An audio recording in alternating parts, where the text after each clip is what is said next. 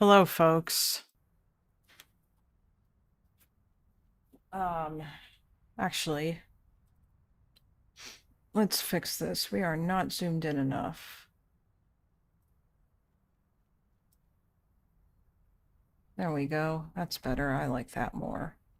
Um, yeah. Oh, and good morning, everybody. All one of you. I'll announce in the Discord in a sec. I don't expect to get a lot of viewers. I'm probably just going to play video games until Lonerbox goes live because I fixed it kind of. And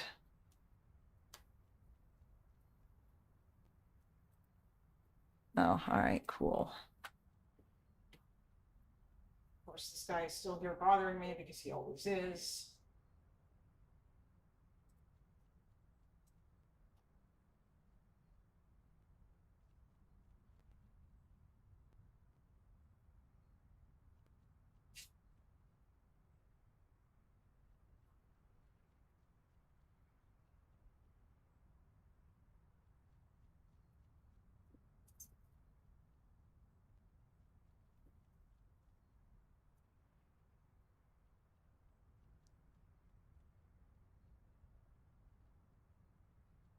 Uh,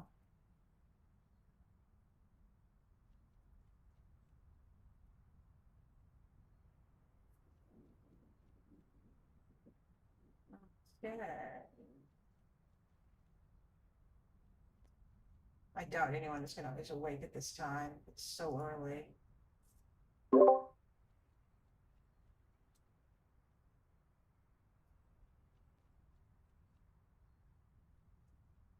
It's probably way too early.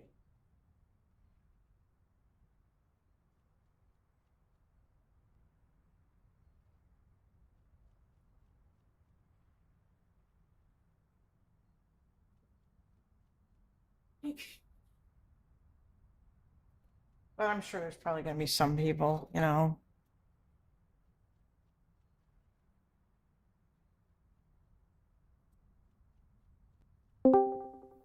And I'll go in here if anybody wants to come on and chat, hang out, you know.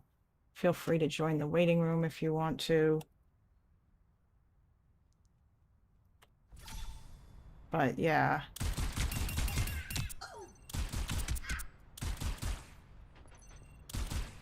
Wait, what the hell is happening?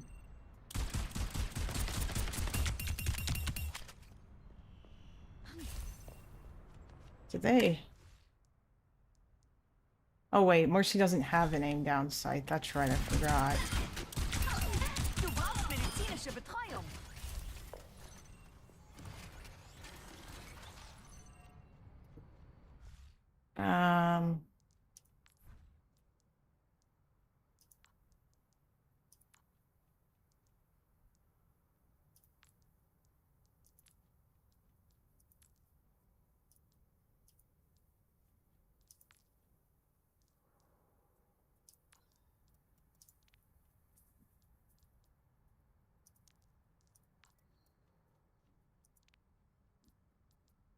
Um, lighting quality. Okay. Yeah, so like this works as long as I don't ask too much of it. And if I get a better computer, then I will be able to actually play games properly. Model detail high. Uh yeah, I think I turned some of this stuff. Details, show frame rate, yada yada. DirectX 11, yes, obviously.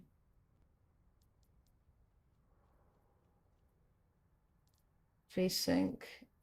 Oh, it was the NVIDIA reflex thing. That was the issue. Having that on messed things up. Maybe if I turn that off, I'll be able to play Call of Duty. Let's try that. Because I would like to. Oh, good morning, Ron. I don't know if I've seen you. Also, I can react to some stuff. If someone, well, Chase is usually the one who wants me to do reacts, and I don't know that he's here. He probably isn't because he's usually awake at like insane o'clock. I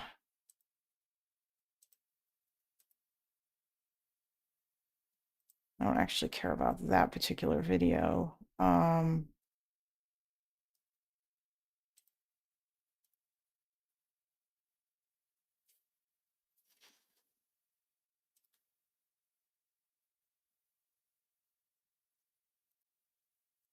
Let's see if I can find something good.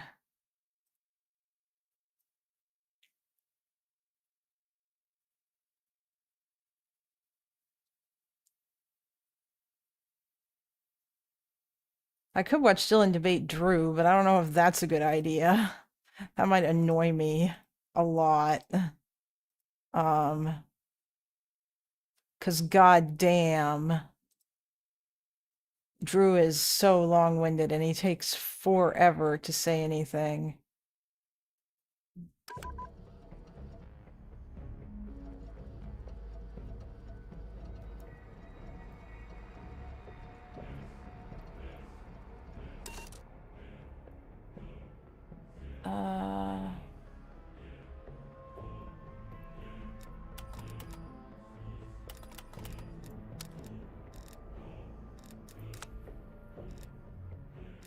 Yeah, this was the issue.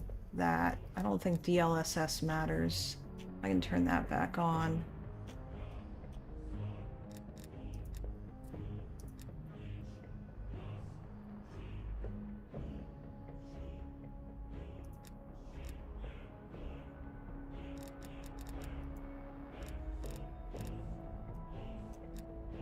Okay.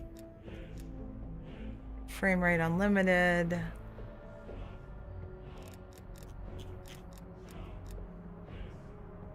Ambient occlusion quality. Doesn't need to be that good. Motion blur. I mean, we're not even using motion blur.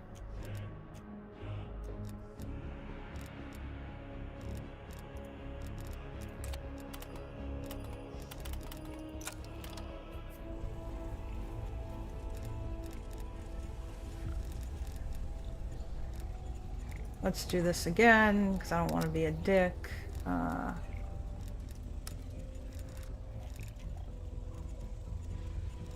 I like this map.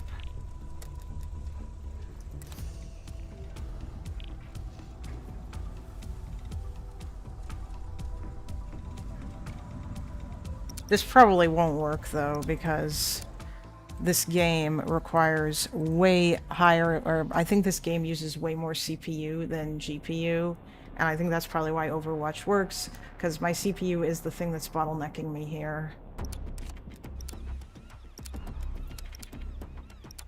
Maybe not. About to find out, I guess. Team deathmatch. This might actually Assume work all contacts are hostile. Or not. I think it's doing about the same as it was before. Pull ahead. Remove tap. Damn it. Someone grenaded me. This is definitely better than it was, though, because damn, before it was really bad.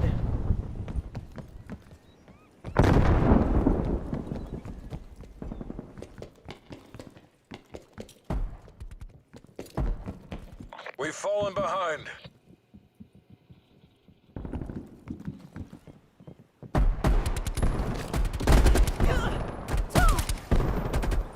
We're in the lead. What the fuck?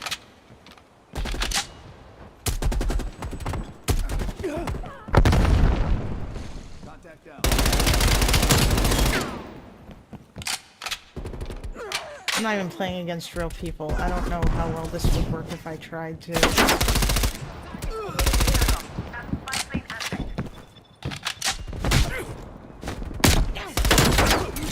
Damn it. That was stupid. Yeah, I don't know. This definitely seems to be working better, but the frame rate is all over the place. So I think it really losing is the just advantage. that my CPU is just not great, or is not good enough to do this.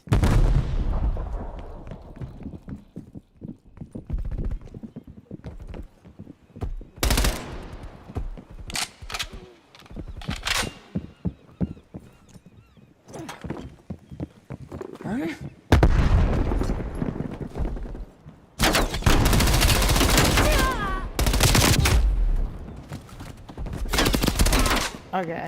Yeah, I think that answers that question. So I'm just gonna play some Overwatch. Oh, hello. Yes, now we have 5 people here. Where is the chat? Oh, hello. Holy cow, Kalinda, you're up early. What time is it where you're at? It is 7:31 a.m. I was up at like 5:30. Oh, Ron, are you from Lonerbox's community? I think I've attracted some people who aren't just because, you know, of the things, but yeah.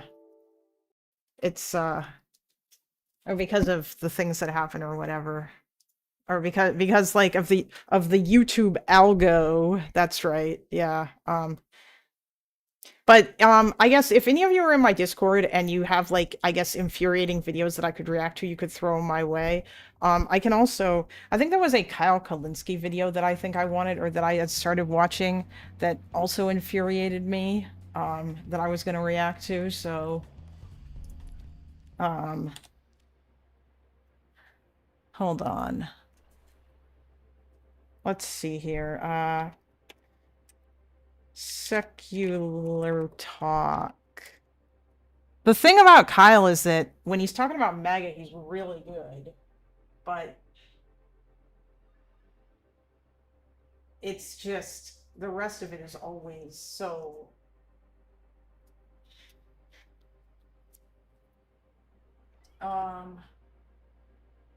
Kamala says the quiet part out loud in shocking admission. Oh geez. Oh no.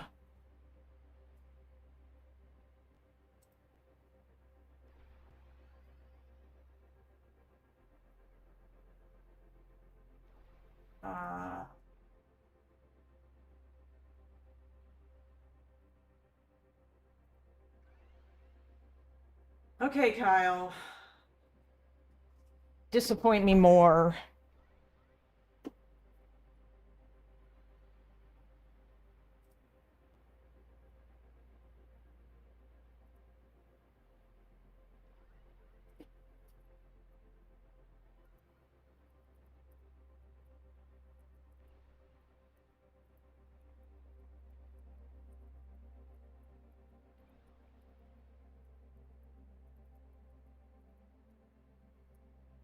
I'm seeing if I can get somebody to come on and chat with me.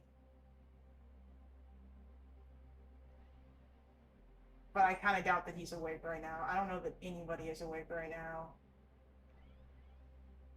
I don't even know if Sev is around, which is weird because it's like, actually, he's probably just doing stuff.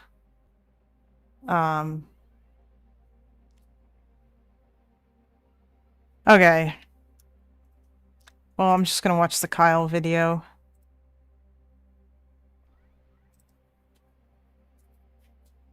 7:30 here, I'm taking your sleep. Wait, have you not slept yet, Izzy? Is that what's happening right now?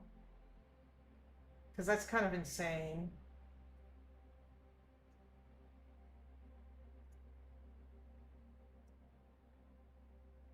We haven't had much time to talk about this.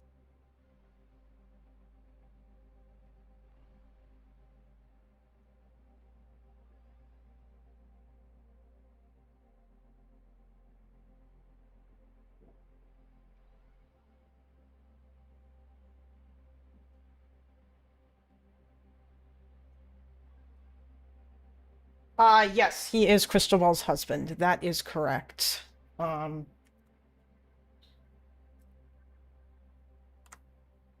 That is, yes. He is that.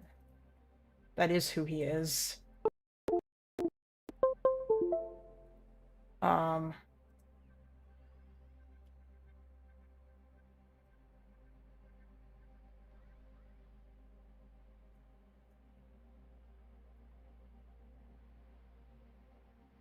Let's just fix this.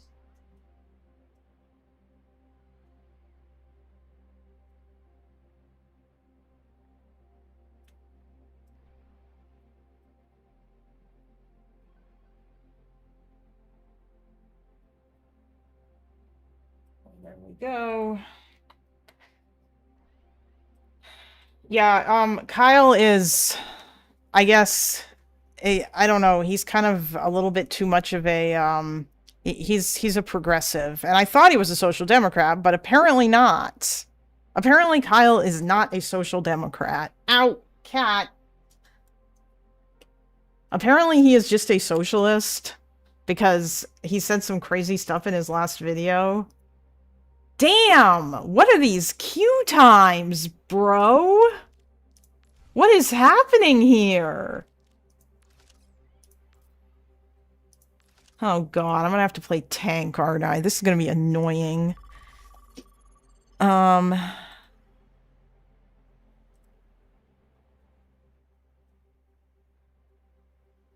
Okay.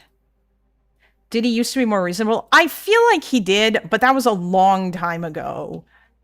Seems kind of wacky, but I noticed some people I thought thoughtful / reasonable seem to be old fans and seem disappointed. Oh, are you talking about like with regards to Lonerbox? Oh yeah, no, absolutely. That is most definitely true. There are quite a few people like that. People who just kind of left. But let's see what he has to say. New Kamala Harris book that just came out, because there's been so much other news. It's been endless. We have just a nuclear war now on free speech being done by the Trump regime. We have wars that are popping off in Venezuela because Trump is doing another illegal and offensive war for oil. What? And wait, hold on. Hold on. He's doing it for oil? What? Are you sure that he's not just doing it because he's like really stupid? Is everything about oil to these people? Although, to be completely honest with you, it is entirely possible that it is about oil because this is Trump we're talking about. Trump, who blatantly came out and said that like the U.S. should take the oil in Syria, in the region where the Kurds were, which was pretty insane.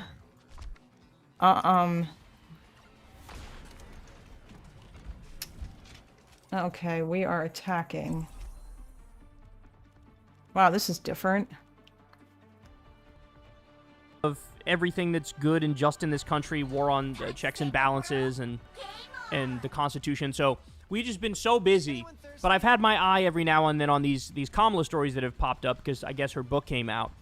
And, you know, one of the things that we learned the other day is that apparently Joe Biden called Kamala like right before one of her Trump debates and hit her. Why, Mercy, why are you damage boosting me?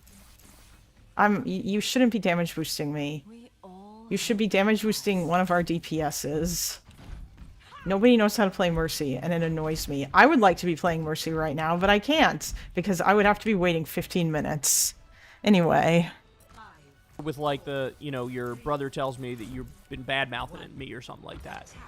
And so she spills the tea about how, you know, Joe was a little bit petty and vindictive, and, you know, we've heard the stories before about how, oh, she gave a good speech, and the Biden people didn't want the speech to sort of outshine him, and so they were not happy that she delivered a speech and was getting, you know, accolades for it. So we already knew stuff like that, which had been coming out slowly but surely. But now I got to share this one with you because this is crazy. So this guy says Kamala Harris revealing more than she probably intended as she details her internal freakout, as well as her subsequent admonition of staffers over what appears to be softball interviews. Okay. All right. Well, let's see what she says. So this is in her book. Ready? On Kelsey's carefully constructed schedule, it showed I would have a minute to myself to make some calls and read through important briefing papers before going on stage right after Grammy winner Cardi B. But Kirsten informed me that J.O.D. had scheduled a last-minute interview with Dr. Mike, a podcaster. Quote, where the hell? Don't worry, Kirsten said. Won't take long. It's just a brief thing on the RFK appointment. The campaign in Wilmington tended to choose my interviewers on various subjects by asking who has the biggest audience, the widest reach. But it was up to my team, who knew I insisted on being well prepped, to inquire into the style of the show, the nature of the interviews the host did, the areas of likely questioning. Then they'd give me a briefing sheet so I could knock it out of the park. But that didn't happen this time. They ushered me into a room where the Zoom was set up on a laptop. What is this? Yeah, Dr. Mike my frame rate's not great. Go. I need to get a new CPU. Welcome to the Checkup Podcast, where today I have Seth was right, I need a new computer, oh god. I was curious to know her plans surrounding healthcare costs, anti-science rhetoric, barriers to primary care, women's health, and the risks children face while eating overly processed foods for lunch. What the fuck? This is clearly not a brief thing on RFK. Dr. Mike was deeply knowledgeable, warmed up on all these issues, and raring to go. As I would have been, had I not just been ambushed by an unscheduled, in-depth interview with no notice at the end of a 19-hour day. I slid a scribbled note across the table. Where's my briefing? The staff looked at each other. They had nothing. When Dr. Mike asked, are you getting your 7 to 9 hours of sleep these days? I didn't know whether to laugh or cry. At the end of the interview, I sent the junior staffers out, leaving just Kirsten, Brian, Ike, and Sheila. What the fuck was that? I said, my voice reaching a crescendo. Brian, trying to channel JOD's Jod's thinking, launched into a detailed explanation about the rationale behind doing the podcast. I raised my hand and stopped him mid-sentence. Brian, I said through gritted teeth, that was a rhetorical question. Unbeknownst to me, for the next few days, anytime any of those team members asked each other anything at all, that was a rhetorical question would be the lighthearted response. Cardi B was delivering her speech by then when a technical glitch caused her teleprompter to fail. She bravely called for her cell phone so she could read the heartfelt speech she'd written. I took my time writing this speech, so I'm going to make it... Anyway, it goes on talking about Cardi B.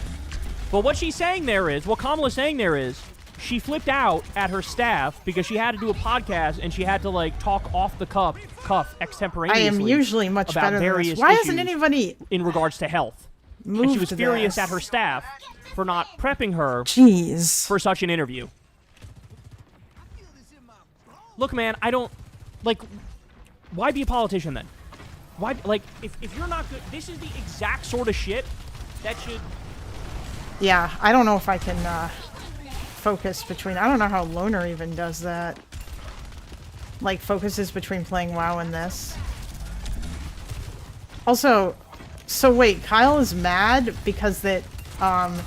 because the, like, Kamala isn't, like, wasn't necessarily great about, she was upset about like not getting prepped properly for an interview. Is this what we're like laughing about now? I mean, do you think Donald Trump preps for interviews ever? Does Donald Trump even get interviews that aren't softballs anymore? Damn, first death. Is this even a thing that ever even happens? I feel like this is kind of a silly thing to complain about. Like, I guess, sure, she sort of exposes that, like, there were things she wasn't great at as a candidate, but, eh?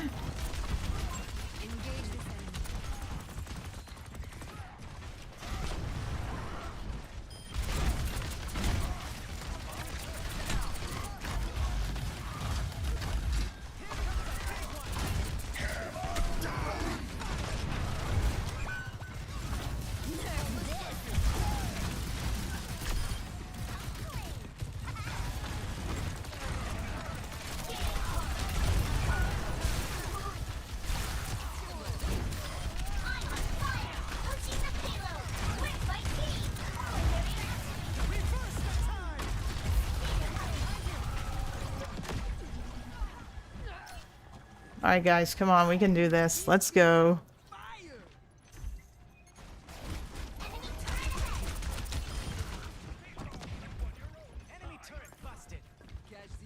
Let's move the payload.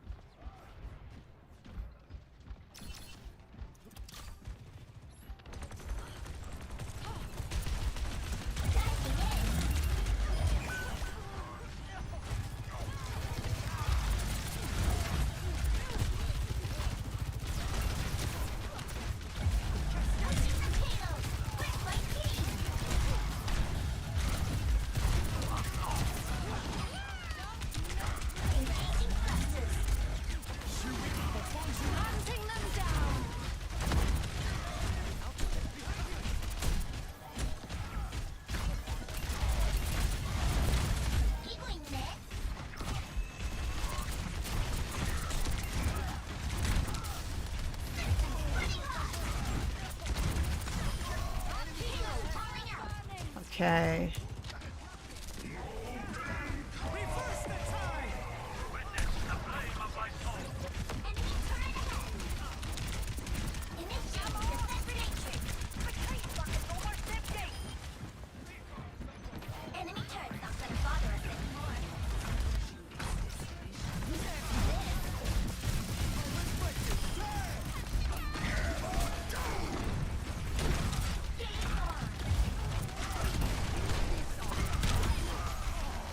There we go. Hells to the yeah. Oh, good morning, Maruzzi. How's you doing? Okay, I'm gonna go back and listen to this again. I don't know how Lonerbox is able to divide his attention, but yeah. This new support needs a fucking nerf. Does it now? I mean, it might. Okay. Let's see. What was it that he was saying? Brian, trying to channel JOD's Jod's thinking, launched into a detailed explanation about the rationale behind doing the podcast. I raised my hand and stopped him mid-sentence. Brian, I said through gritted teeth, that was a rhetorical question. Unbeknownst to me, for the next few days, anytime any of those team members asked each other anything at all, that was a rhetorical question, would be the lighthearted response. Cardi B was delivering her speech by then when a technical glitch caused her teleprompter to fail. She bravely called for her cell phone so she could read the heartfelt speech she'd written. I took my time writing this speech, so I'm going to make it... Anyway, it goes on, talking about Cardi B. Yeah. Oh, well, yeah. I mean, he is, but Loner has ADHD or AD. I have attention deficit disorder. I think he probably has the same thing that I do, which is the it used to be called that, but now I think it's called like ADHD type 2, predominantly inattentive or whatever. And I have Vyvanse just like he does, but for whatever reason, he is kind of able to turn off his brain and play a video game whilst listening in the background. But if I'm listening in the background and playing a video game, if I'm listening to something in the background while playing a game, the thing that I'm listening to is not something that, like, it's not getting as much of my attention as the game is. Now, maybe it might depend on the game. Maybe it's because that Overwatch demands a little bit more of your attention because I have to be paying attention to the game. I don't know. But this definitely seems to work better, but it is absolutely more sluggish than I'm used to. So, yeah, the answer here is that I most definitely need a new CPU. RIP. I'm gonna message that to Sev right now.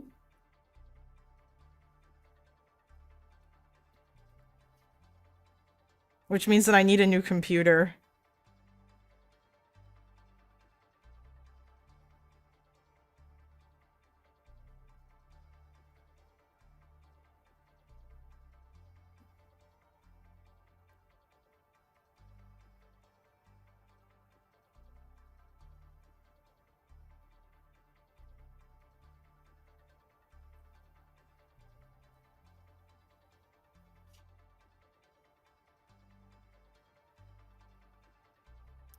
Yeah. Okay. At any rate. Yeah, okay, so I guess, like, it seems like Kamala was maybe being slightly of a jerk to her staff here or something, but... But what she's saying there is, what Kamala's saying there is, she flipped out at her staff because she had to do a podcast and she had to, like, talk off the cuff extemporaneously about various issues in regards to health. And she was furious at her staff for not prepping her for such an interview. Look, man, I don't... Like, why be a politician then? Why... Like, if you're not good... This is the exact sort of shit that a politician would light up for. Like, a real... Having LASIK in 2 hours, wish me luck. Oh, damn. Hey, Bill. What's your LASIK for? I'm curious, because, I wondered if maybe I could get that to deal with, like, the fact that I have astigmatism or, like, some sort of, like, there's, like, I have a thing with my eyes where I can't see out of both eyes at the same time. And I have to switch. I can switch between them in my brain, but I'm only ever using one at once. And also, I'm wearing glasses because I can't see, and everything is incredibly blurry. And if that is something that could be fixed with eye surgery, well, I know that the can't see out of both eyes at the same time thing can't be fixed with laser eye surgery. I think my mom told me that when I was a kid, my doctor tried to fix it when I was a baby, and he wasn't able to. And I think that my parents decided not to go through and get another surgery done because there were risks. That has to be a superpower somehow. My dad thinks that it should be. Oh, hey, Funky Tortoise, you're here. I don't know if you're in my Discord or not, but I was wondering if you wanted to join a panel on Israel-Palestine. Only one eye at a time, that seems so inconvenient. It's really annoying. Like, usually I don't notice it at all, but it's like I have to basically switch back and forth in my brain between one or the other. Usually the right eye is the more dominant one, but yes. Yeah, Funky, I'm doing a panel next or on Saturday, like this next coming Saturday, about the future of Gaza. And I would value, I already have Sev and Insomniac from the Discord coming on, so I wanted to get 2 Israelis and 2 Palestinians. Aw, Stuart, the cat is slow blinking at me. I love you too, kitty. So your depth perception is still all fine. I mean, it kind of is, yeah, I guess. But, like, I think generally it hasn't really interfered. Mine is just for nearsightedness. I mean, I have nearsightedness too. Like, that's my, if I take off my glasses and I bring something really close, then it's okay, but yeah. Okay, sure. Can you, like, DM me?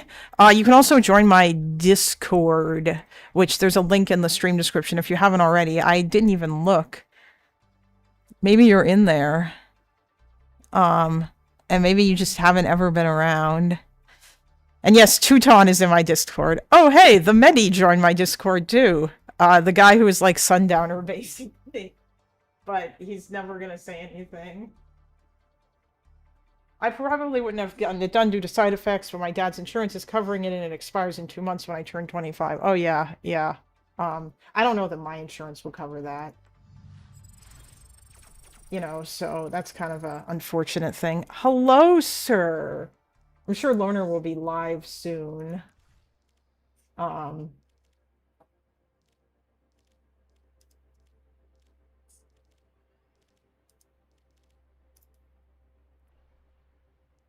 What is this even set to?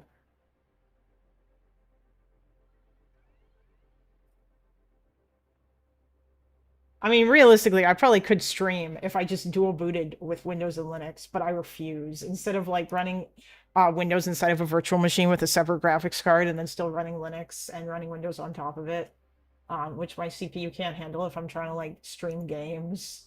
But I don't care. I refuse. I refuse to do this.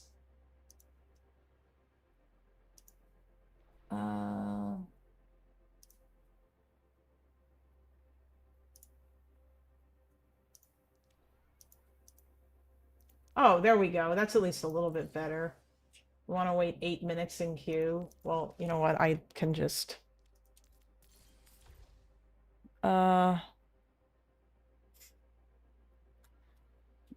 Okay.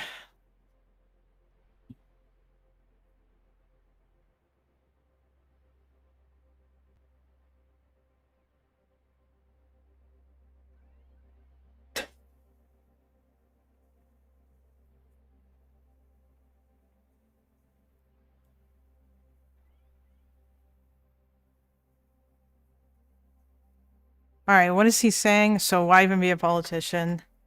Natural politician, like, oh, you're telling me I get to do an interview, and the person's got a big audience, and they start throwing questions at me that, like, you know, I wasn't prepared for, or I didn't, you know, have anything written out beforehand. This is where they shine. This is where they go, oh, hell yeah, I'll turn on the charm, you know, do a little bullshit in here and there, dig into, say what my philosophy on the shit is, and, like, keep it moving. This is classic, standard politician stuff. And I gotta be honest, the fact that this threw her off and made her blow up at her staff, I'm sorry, man, that's just an indication that she wasn't ready for this moment. She wasn't ready for this moment. Like, if you're running for president and if you want to be president, bro, you got to be ready for them to throw everything but the kitchen sink at your ass. And if this made you flip out, if this made you pissed at your staffers, if an interview, probably a friendly interview with Dr. Mike made you feel like, oh, how could you put me in such position? Wait, Dr. Mike talked to Kamala Harris? I never saw that. Dr. Mike's pretty cool, but yeah, I guess that's unfortunate. I don't know. Like, yeah, it probably says something about the fact that she probably wasn't like a great pick, but at the same time, I feel like this is such a dumb thing to care about when Donald Trump goes into interviews and just makes stuff up and also refuses to talk to people, and I very much doubt that he gets any prep whatsoever. I don't think that he cares. So this is a rather silly thing to like whine about.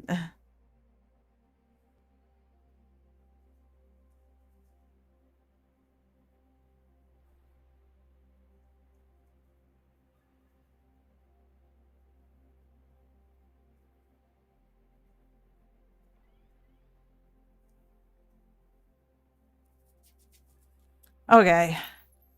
Yeah, it is. It's very nitpicky. Like, it's very stupid. Like, it's like, I understand that we should expect more from our candidate than like one expects from Donald Trump. But at the same time, it's really kind of irritating. Cause like, I don't know. And also, like, it's not like this is the first time. For example, I don't know if y'all remember, it's slipping up a little against Trump deporting citizens. Yeah, I know, right? I think the issue, like, for example, I remember early on in his career as president, Barack Obama wasn't necessarily as good off the cuff without, like, the conservatives would make fun of him for not being as good without a teleprompter. And he would kind of like be like, a lot when he talked. And I feel like he got better about that over time, like the longer that he was president. But yeah, like I don't think that he really had a lot of experience speaking with people off the cuff. But it's just, it's kind of like a silly thing to sort of like complain about, you know? And I feel like we definitely saw that with Obama. If he wasn't great at speaking with people off the cuff, then like that's just sort of like a thing that happens. Oh, hold on.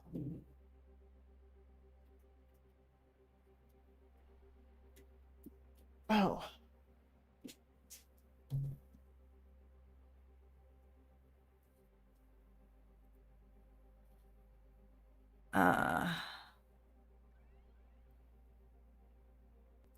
Okay. Yeah, so what are you...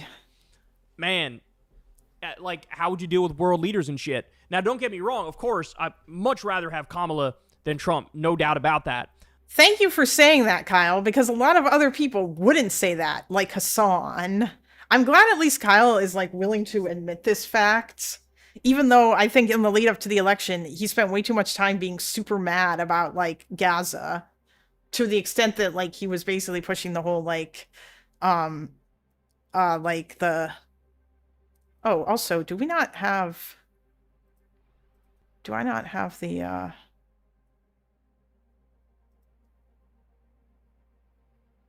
Yeah, like, he was basically pushing the whole, like, you know, the genocide. And if you're constantly doing that, it's kind of going to turn people off from voting for you.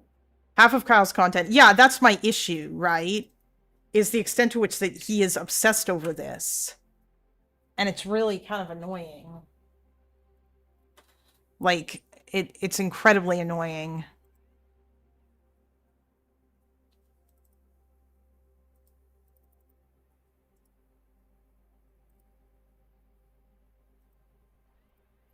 But yeah, like, I don't know, it's very stupid.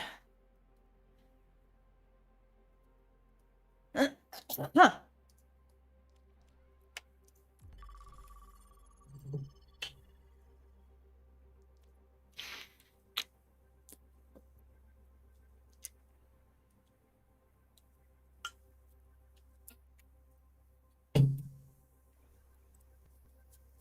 But it just speaks to the fact that when Biden was exited stage left and she became the heir apparent, it probably would have been a better idea to have something at the DNC, right? Have an open convention where I mean, like, yeah, you could have done that, Kyle. That's fair, but there was like, there was. When was it was like it was like 3 months. There was 3 months. That's how much time there was. So it's kind of silly to like expect that there would have been enough time to do that and to have it like work out necessarily. Although I do think that like in hindsight, sure, that would have been better. But though to be fair to him, I remember him covering that the U.S. is allowing the genocide in Yemen a lot. Allowing the genocide in Yemen a lot too back in the day. Oh yeah, he did do that, didn't he? One sec. But yeah, no, he is. He's a full Houthi supporter because he thought that what they were doing was helpful, which was so stupid. That irritated me so much. One sec, I need to feed the kitty.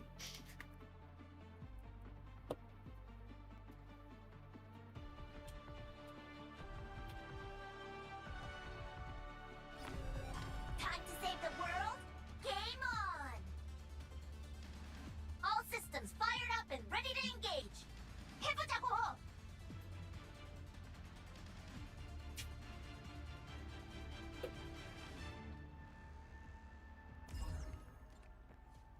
Five, four, three, two, one. Objective unlocks in 30 seconds. See you at the finish line!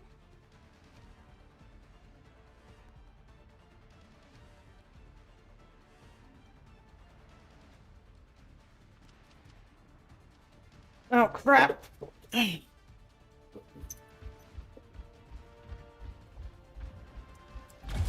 the boss regains its strength. Objective unlocked. Where you pick. And by the way, Obama wanted an open convention. Nancy Pelosi wanted an open convention. And it only became Kamala. I don't know how many of you know this. It only became Kamala because Biden on the way out the door wanted to give a massive middle finger to Nancy Pelosi and Barack Obama, who they felt were he felt they were forcing him out. And so he's like, okay, well, fuck you. On the way out, I'm going to say, Kamala's the one. And then Kamala became the heir apparent to the throne. But a lot of the big-name Democrats wanted to have an open convention to get a candidate who can deal with such scrutiny, who can deal with stuff like this, who can have a long-form conversation and talk off the cuff. And it just goes to show you how ill-prepared Democrats are for the era of not only social media, but the era of new media and alternative media. That's and true. They were YouTube pretty and ill-prepared. podcasts. That now those have more sway But- than the traditional news channels. And you need to be the type of person who can thrive in the environment of the online world. Like, it's no longer, hey, you got to do a 5-minute hit or a 10-minute hit for some fucking, CNBC thing or some CBS thing. It's not like that anymore. Nobody watches that shit. Fucking 80-year-olds watch that shit, if anybody's watching it at all. Damn it. Now it's, you got to do this podcast, or you got to do that podcast, or you got to do this YouTube show, or that YouTube show. And, like, the number one quality that is most important in those environments is, can you shoot the shit? Can you talk like a normal person? And can you come across as authentic? Can you actually be genuinely authentic? It's okay if you're asked a question and you don't have a long-form policy thing written out. You can still, do your thing. You can still talk. You can still, lay out what your perspective is. You can still allude to, this is the sort of general policy I prefer. You can still do that. And it just struck me as, I can relate in the sense that she seems very, like, introverted in a Damn sense, it. Yeah, I Like, am. I gotta go talk to these people. Like, and it's like, everybody's entitled. If you feel like that, you're entitled to that. But then don't try to fucking be president. Don't try to be a politician. Don't try to. When the job description is, I gotta be in front of people all the time. You gotta be somebody who likes that, right? It can't be. And I am an introvert, so I get it. But like, you gotta be able to roll with the punches on shit like this. So, I might actually pick up that book and read it because we're getting a lot of everything that comes out from that book is very tea-spilling, if I don't say so myself. From the stuff we learned about Joe Biden to how she, funny enough, you ready for this? Who is the one person who comes out of this book looking totally unscathed? AOC. Apparently Kamala actually liked AOC quite a bit and thought she was very genuine and very authentic and very nice. Whereas, Biden, she sort of threw under the bus a little bit. Here she throwing her own staffers under the bus a little bit. yeah, I mean, it's just, you know, this is not the role for you. If you wanted to not have to be able to roll with the punches in an interview setting, I'm sorry, politician is really not the role for you. Hey y'all, do me a favor and like and subscribe. It helps out big time in the algorithm. Click the bell as well for notifications when videos drop, and watch that video on screen right now. You know you want to. Wait, what's the video that's on screen? Okay. I'm making waves out here. They took the robot from us.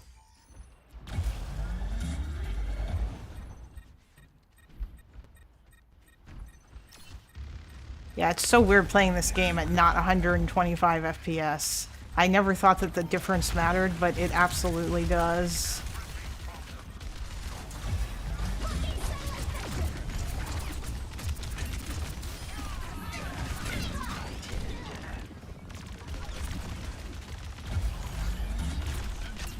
Hey, stick with the robot. Yeah, pocket killer.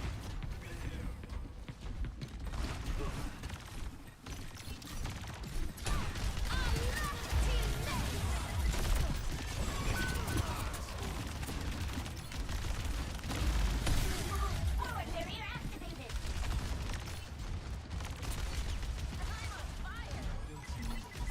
We're almost there, everyone. Don't think so. Initiating defense matrix. Neutralizing projectile. Let the Kitsune guide you.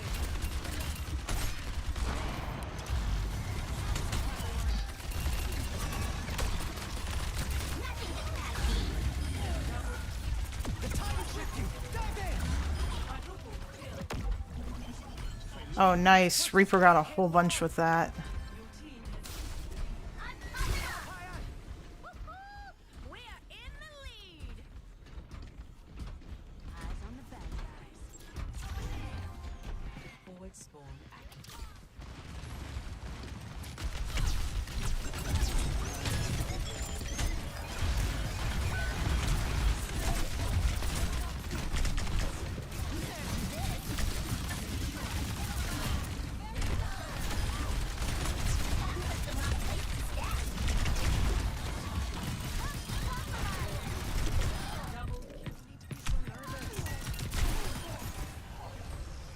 Robots pushing our barricade.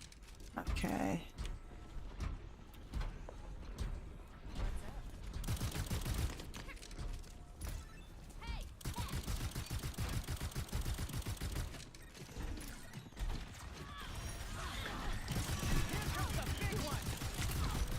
Let's start the push.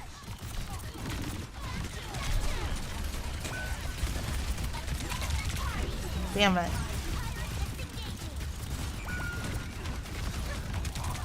Ah. Everyone was gone. Oh, hey, it's Ogre Boy. Computer doesn't like streaming and gaming and YouTube. Yeah, but that's only because I have a weird setup.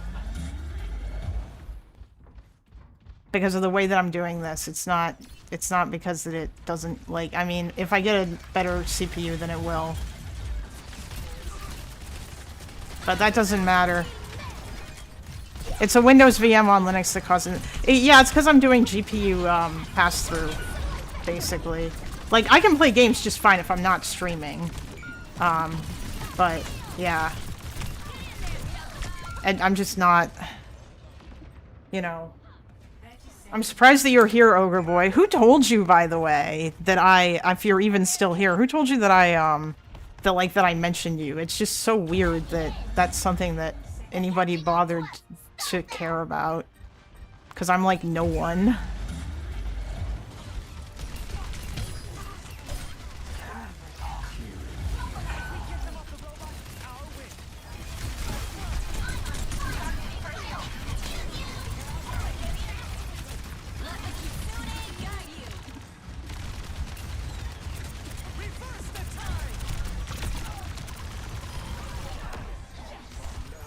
Hell yeah. Stick with the robot and we win. Based. Like GSTLK and said in the past, I'm fucking everywhere. I see. Kind of weird, considering that you don't seem to actually care about any of this, or so you claim. But you know.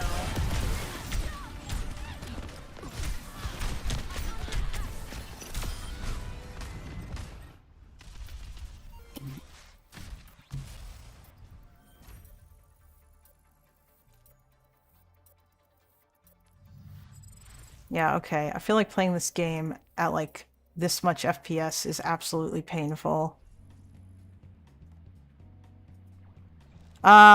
I mean, when you talked to Hutch, the impression that I got that you had, I think I've watched every conversation that you had with Hutch, and whenever you have spoken to him, every single time when this particular conversation, the impression that I got was that you just did not like you. It seemed like you were unable to lay out specific policy prescriptions, and it seemed like that you just didn't give a fuck about enough of anything really to actually be motivated to like vote for the Democrats. Like, no matter what, basically, which I found irritating. Well, I guess I'm playing another game. And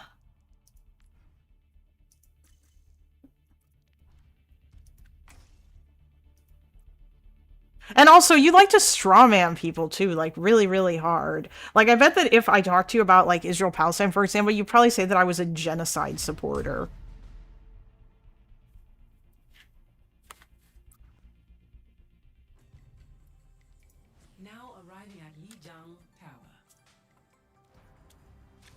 Oh, wow.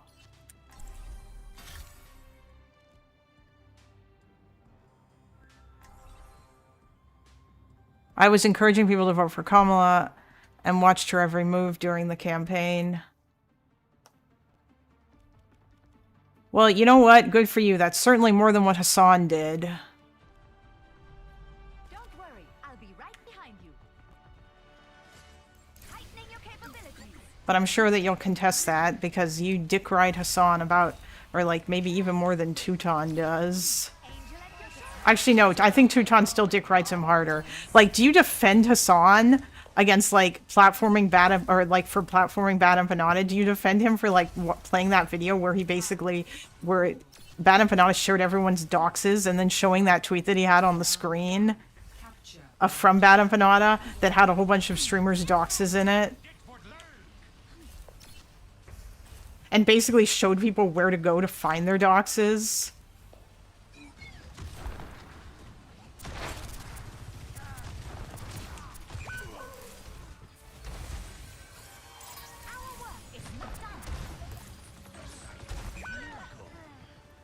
I mean, if you want, like, I think I agree with Lonerbox, essentially. And, like, you probably think that he supports genocide.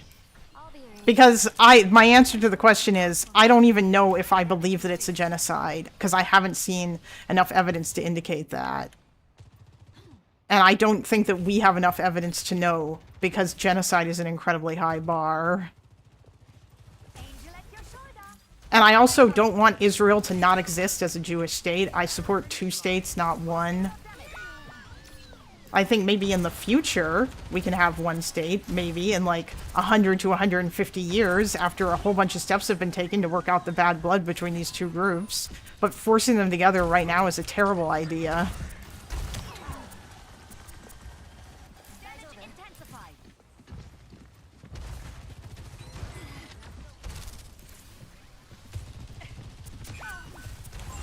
I mean, the difference is that Progressive Victory screwed up. It doesn't matter if it was, like, malice or not. I don't know that he was malicious in doing it, but that doesn't mean that he didn't do it. And, like, at the very least, he was incredibly stupid. Like, he just didn't care. And also, honestly, I would argue that platforming Bad Empanada at all is, like, not good. Especially not platforming him and then praising him, because that dude is insane.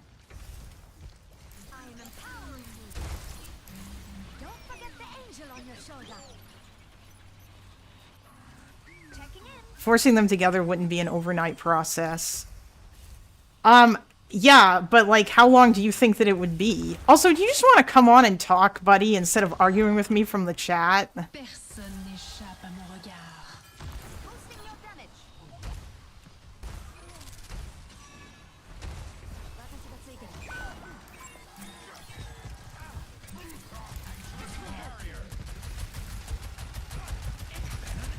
Oh, damn it.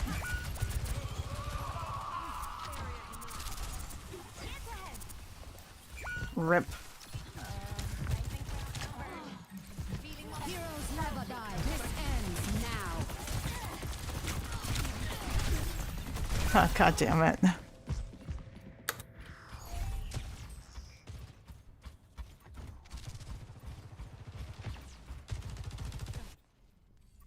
better be more careful.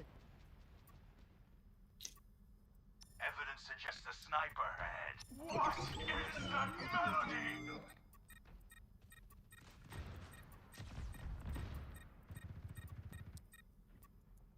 I will be getting ready for work in 15 minutes. Oh, okay. By the way, Ogre Boy, I just want to say, I don't know if you're actually a fan or not, but it seems like you are because of the quote in your Twitter profile. There is one thing we can come together on. Die Hard is one of the greatest action movies of all time, and I watch it every single year around Christmas because it's also the greatest Christmas film ever made. I love that movie. Minor perk unlocked.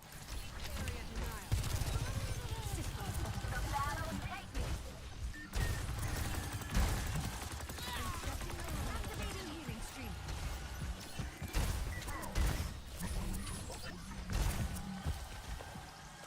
Right by you. I am empowering you. Should they be forced together overnight or otherwise? I mean, the argument, Ron, is basically that, it's not that ethno-states are not particularly ethical because that they are exclusionary. And, like, generally I agree with that, although I think that you could make exceptions to this fact. Or, like, that like, some exceptions could be made for pragmatic purposes. Like, I think the problem is that when people talk about ethno-states, they are specifically trying to invoke, like, the specter of white nationalism. And I don't really think that that works here at all. And the reason why it doesn't work is because that white people have never been oppressed like that. Like, really at all. Like, they just haven't. Like, white people have not had to deal with anywhere near the amount of shit that Jewish people have had to deal with. And if you have a group of people who have, like, faced, like, been, like, oppressed like that everywhere, and they've said, hey, we want our own state, then, yeah. Years ago. But we had a lovely talk.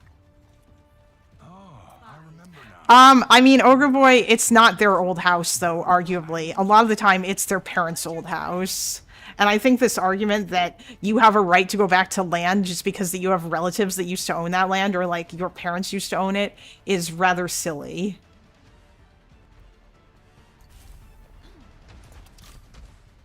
Like, I do not buy this notion. Like, I just, in fact, this is actually one of the arguments that I hate about, like, that'll come from, like, certain one-staters or people like Bad Infinata, is this notion that they think that it's fine to basically punish people for the crimes of their ancestors, which is what, you know, that they want to do. Like, when Second Thought says that there's no such thing as Israeli civilians, I find that gross. Because he's talking about blaming them for the crimes of the Nakba by saying that they're all, like, settlers or colonizers or whatever. They're all occupiers. It's also just stupid and unrealistic. I'm speaking to places they were chased from. Yeah, I know you are, but who are you talking about? Are you talking about the people that were actually chased from those things, or are you talking about their children? Or, in most cases, their grandchildren? Because that's my problem. Is this idea that you forever have a right to a place because a long time ago your relatives lived there. And by the way, I would say the same thing about Jews. I don't think that Jewish people inherently have some sort of right to the land because that they lived there like 3,000 years ago or whatever. I think that they have a right to the land because that they've lived there, because that they live there now, and because that there have been enough generations born there. And I think Palestinians likewise the same. Palestinians shouldn't be forced to leave Gaza and the West Bank. And the Palestinians who live in Israel shouldn't be forced to leave their homes either, because that they've lived there. And that's where people are born. I'm not in favor of kicking people out of the only homes they've ever known for the sake of some stupid bullshit like refugee claim because their parent or because their grandparents used to live in a place that they've never set foot in.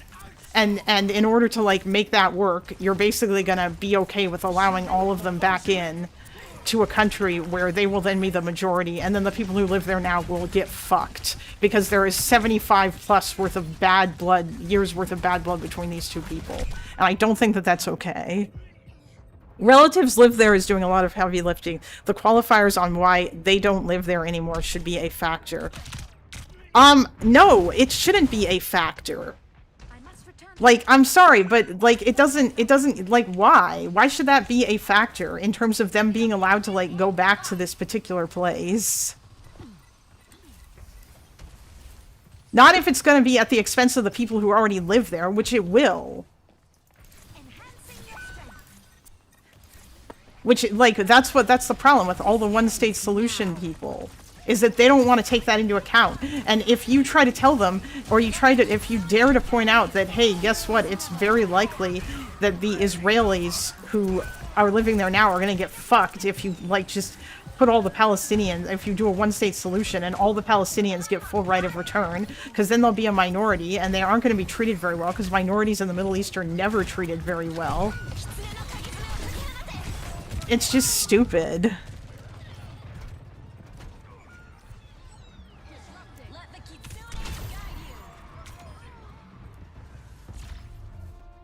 Like, I understand why people would want to go back there. I'm talking about if they were violently pushed out in their lifetime, then why should there be something that's not... Okay, if it was in their lifetime, then yes. Now you're talking about something different. I think that if you want to talk about the right of return for Palestinians, and if you're going to do... And Israel is actually... I believe that Israel has actually said that they would be okay with some number of Palestinians being allowed to come live in Israel proper as part of... Like, in past peace deals, this was a thing. So... I think that when choosing those particular individuals, the ones who should be allowed to go back should be ones who were actually kicked out, the ones that are still alive today and their families, and like some of the people that are living like still in refugee camps from the surrounding countries as well. And I also think that the Palestinians who don't get taken in from Israel, who aren't able to go back to Gaza for whatever reason, they should be made citizens in the surrounding Arab countries if they live there. So the ones that live in Jordan right now that aren't citizens but otherwise like are living there, and if they want to stay there, then they should be allowed to become citizens in Jordan. Same thing with Lebanon, same thing with like Egypt. And then otherwise the rest of them should be able to go back to Gaza and the West Bank. And Israel should take, like, I don't know, 100,000 or 200,000 or something of them. And of the people that they take, they need to be selected. They'll never allow the demographic loss, which speaks to the Palestinian citizens are treated the same trope. Wait, what are you talking about? In the past, like, Ehud Olmert was willing to take in, like, a certain number of Palestinian refugees.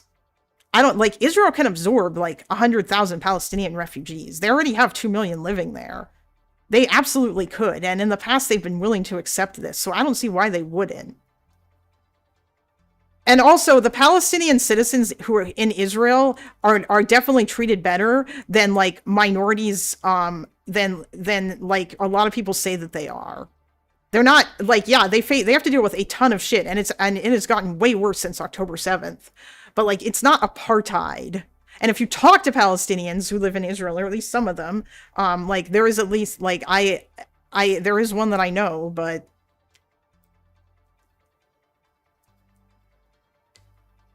Look into how changing of the nation-state law to be favorable as Israel for all citizens and how...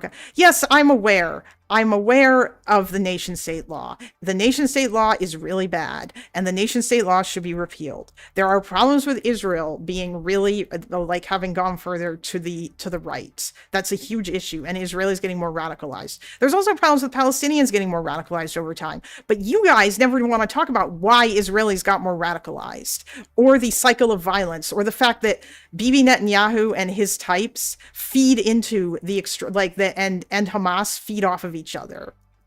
and like they play into each other, and the extent to which the Second Intifada started that radicalization process of Israelis. Like, I think that it's important to like take this stuff in mind, and how this goes back to the fact that violent resistance has not and will never help Palestinians. But none of you guys want to do that. Just like if I talk to an Israeli citizen, or if I talk to an Israeli right winger, and I have argued with them on Twitter, no. I mean, I don't know if I would call it a tiered system of citizenship. Israel proper has systemic discrimination against Palestinians that is, like, I would say is somewhat worse than systemic discrimination faced by black people in the United States, but not as bad as like Jim Crow segregation. Or at least not, because it's not legal segregation. Like in Israel, they have like there's segregation, but it's like sort of it's self-imposed in a lot of ways. Like there's Arab towns and Jewish towns, but there's also a lot of mixed communities. And there's a bunch of stuff that would have to be done, I think, that would help to like deal with the bad blood between these two groups. Like having their children grow up together, or having their children attend school together. There are mixed schools in Israel, for example. These are things that I think would be really good.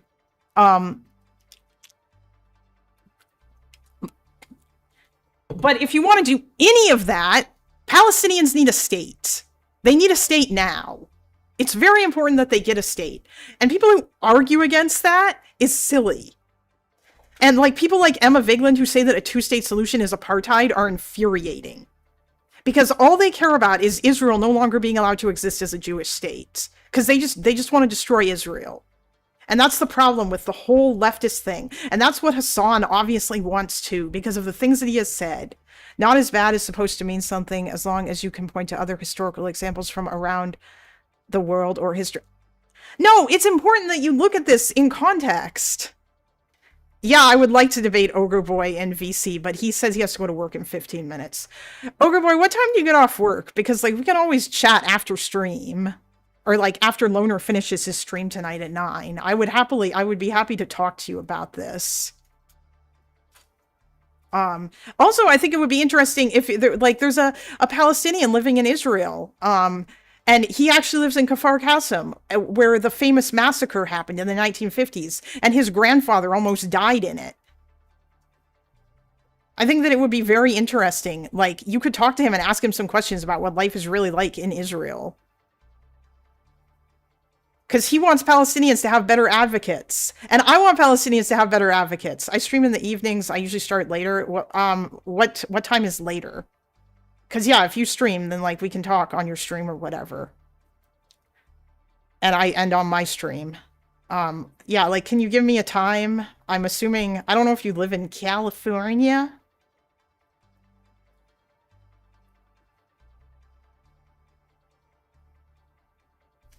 Discrimination is bad, but and should be tackled. That doesn't make it binary. 7 Pacific.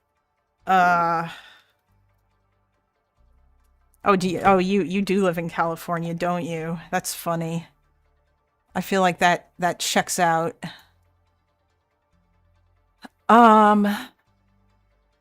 Okay. Let's see here.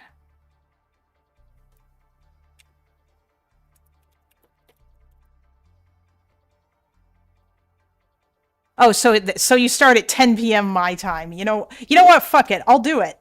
I'll talk to you at 10 p.m. No, it's fine. You don't have to lock down where you live. I mean, like, I think saying the state doesn't matter, but whatever. You live on the West Coast, so it's fine. And I live on the East Coast. But it's fine. I respect that if you don't want to say where you live. I understand that.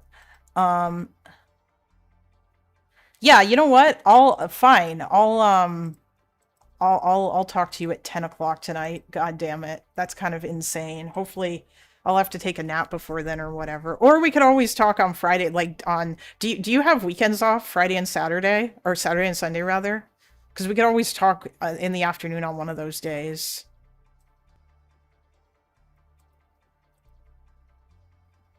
Start sooner depends on how my day goes. Full-time job and gym after work. You know what? I respect that. That's totally fair.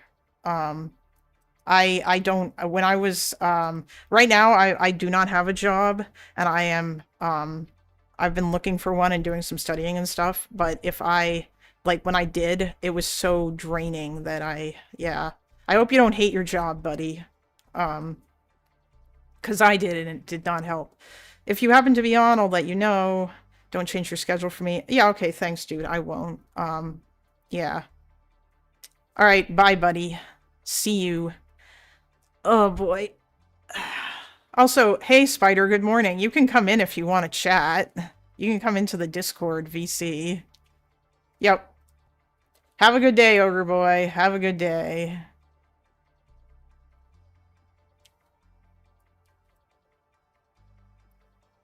Uh...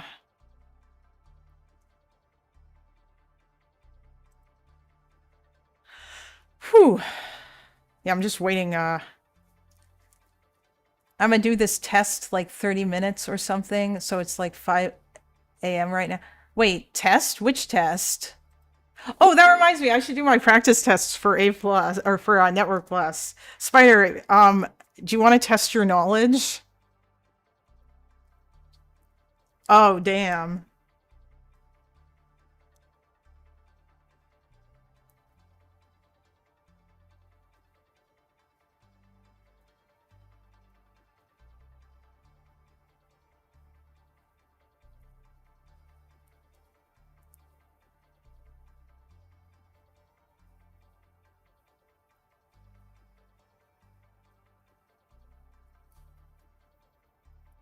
Okay.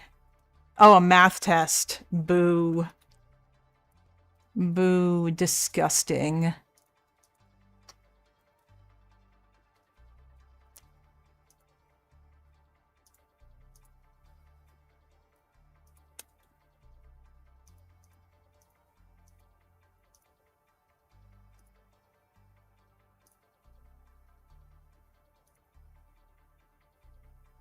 Oh, wait.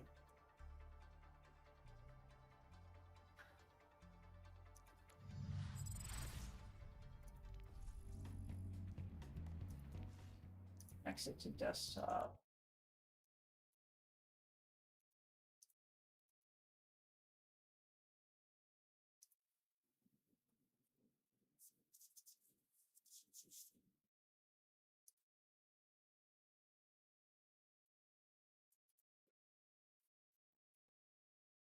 Oh, damn, Sev's at work. I wanted to see what he had to say about this because I think that it would be funny, but we can try that another time.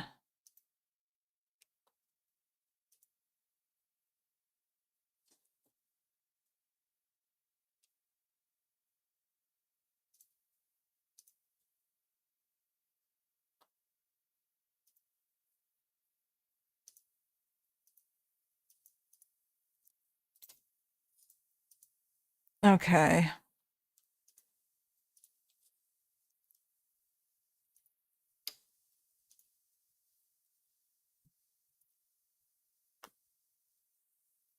For the cert, they asked me if I want to do Linux or Windows, and I chose Windows. The job description seems chill. Oh, yeah. If you ever try out or mess around with Linux stuff, Spider, I would be happy to assist you with that. Or like to like give any kind of advice that you might if you want any.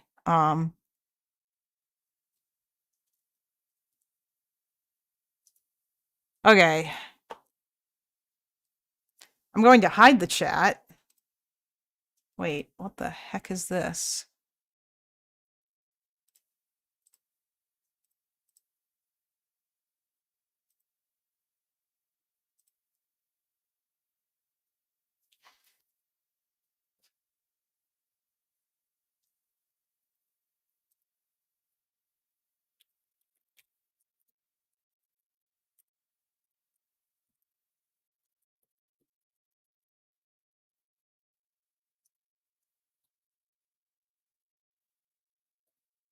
Oh, hey.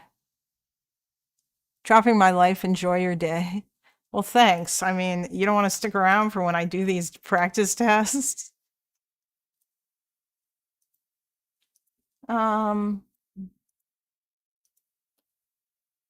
Network protocols quiz. Okay, I'm gonna do this one again.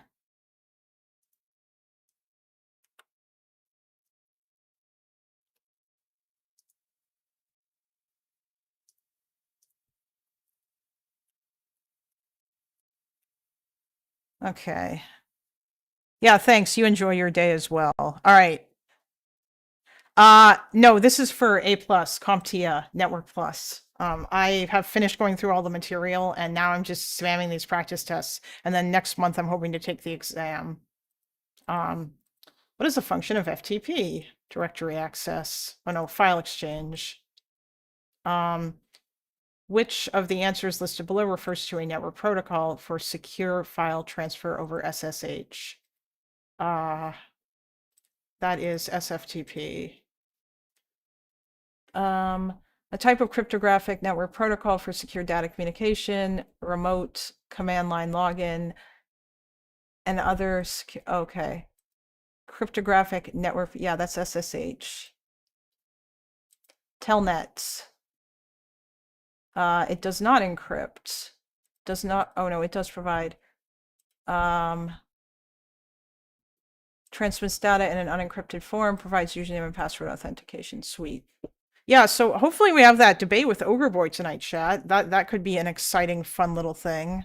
Which of the following answers refers to a secure replacement for Telnet SSH? The SMTP protocol is used for retrieving email sending email messages. Sending email messages.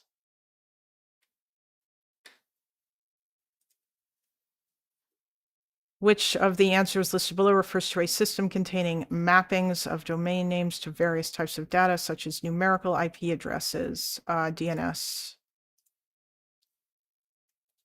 Which of the following network protocols provides an alternative solution to the manual allocation of IP addresses? DHCP. What are the characteristics of TFTP? Very basic file sharing protocol.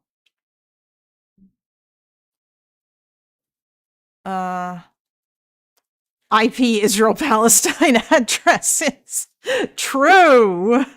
It's actually funny when people say IP, I do kind of feel like that. Oh shoot, I'm not on the right thingy. I'm not on the right this is what I should be looking at.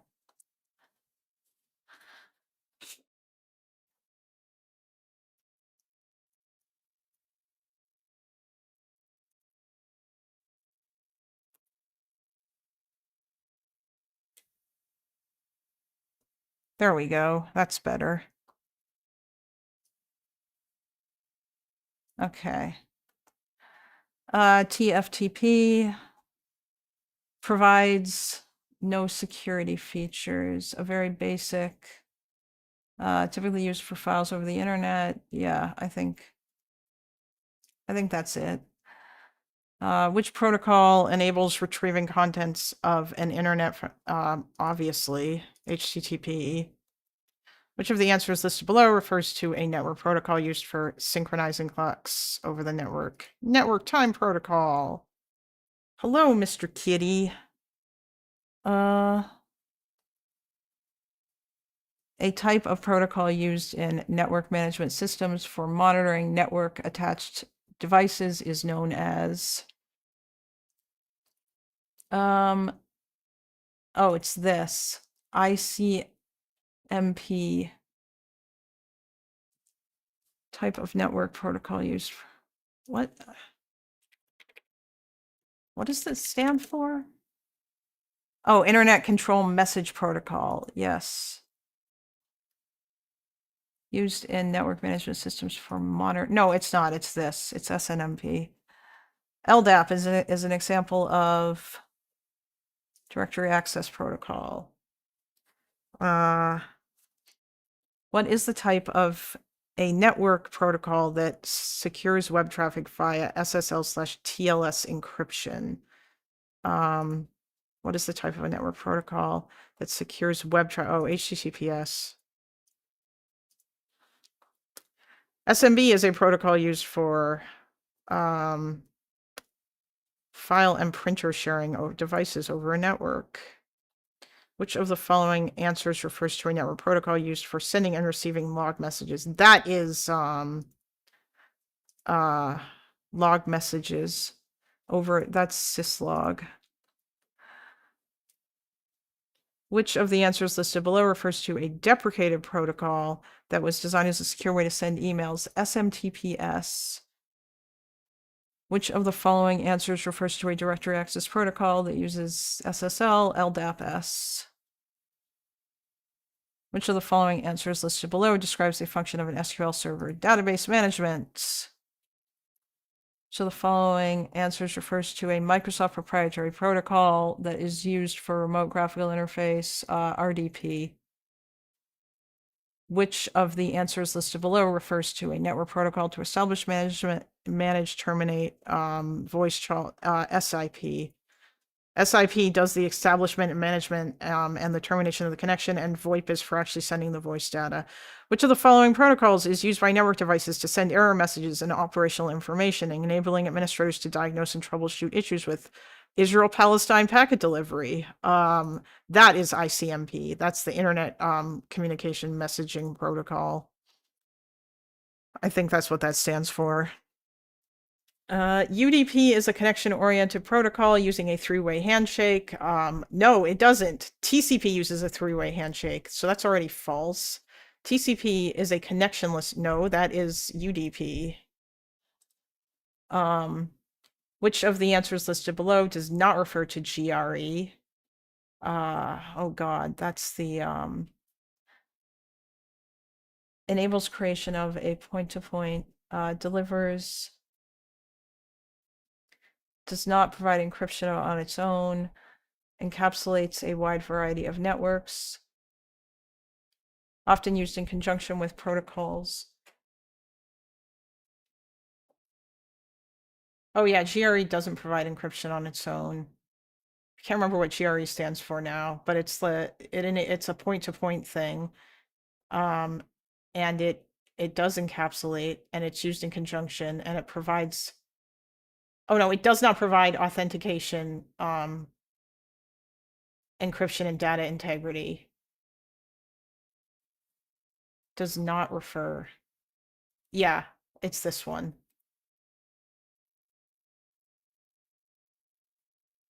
Wait. Does not refer to. Provides authenticate. Yeah, that's right. Okay. Which part of the IPsec protocol provides data integrity and authentication, but not encryption? Oh, the authentication header. Which of the following answers refers to IPsec component that provides, among other features, data confidentiality? That's the this ESP, encryption security. I don't remember what it stands for. Which of the answers listed below refers to. If I had $1 for every acronym I knew, I wouldn't be that rich. Yeah, exactly. Like, I don't remember all these acronyms, but that doesn't really matter. Like, I can tell you all about IMAP and SMTP and POP3, but I can't remember what any of them stand for. Which of the answers listed below refers to a protocol within the IPsec protocol suite that is used to secure connections and exchange cryptographic keys? That's this, the internet key. No, it's not. Actually, yeah, it is.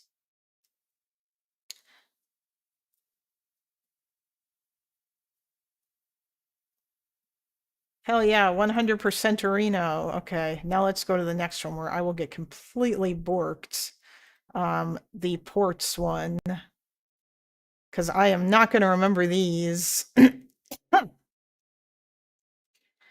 Which port enables FTP data connections, which enables FTP data connection for transferring files? It's UDP port 21, and TCP port 20 does the actual authentication, I think. The FTP control connection to administer a session is established through TCP port 20. The SSH protocol runs on TCP port 22. Unblocking TCP port 22 and enables which types of traffic? Select all that apply. SFTP and SSH. SFTP is an extension of SSH and runs by default on TCP port 22. Yes, that is correct. Which of the following TCP ports is used by the Telnet protocol? Telnet is port 23. TCP port 25 is used by SMTP. Which of the UDP slash TCP ports is assigned to DNS? 53. A DHCP server runs on UDP port. Oh God. I think it's 68. Which of the following UDP ports is used by a DHCP client? I'm not gonna, I don't remember. Okay, so 67. I think it's usually this. This I'm gonna get wrong. UDP port 69 is assigned to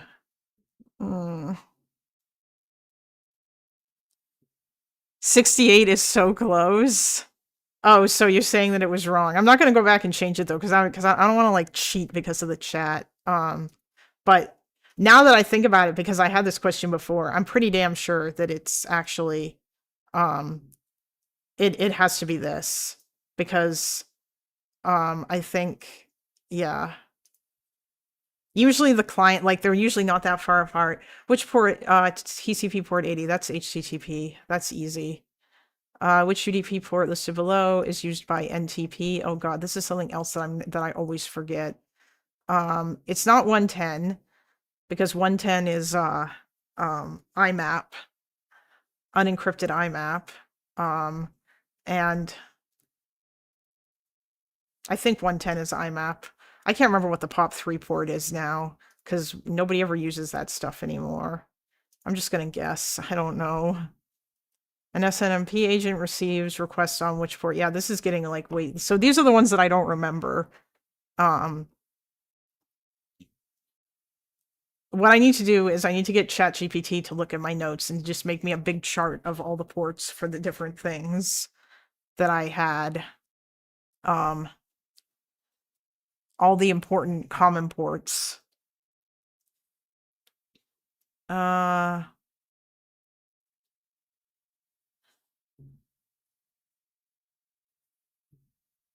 161 is anti-fascist action. SNMP agent receives requests on UDP port. I'm just guessing at this point. An SNMP management station receives SNMP notifications from UDP port. So I said 161, so I'll just say 160, because usually that's how this works. TCP port 389 is the default port for, I think, RDP, but so the following reports, that's 443. Wait, is it? Yeah, it is. It's 443. TCP port 445 is assigned to I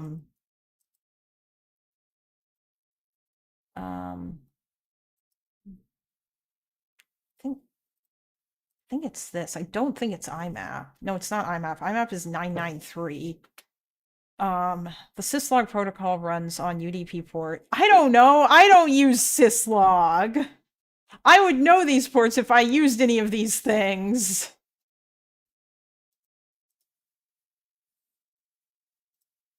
And it's not 587. It's not 445. I don't know, man.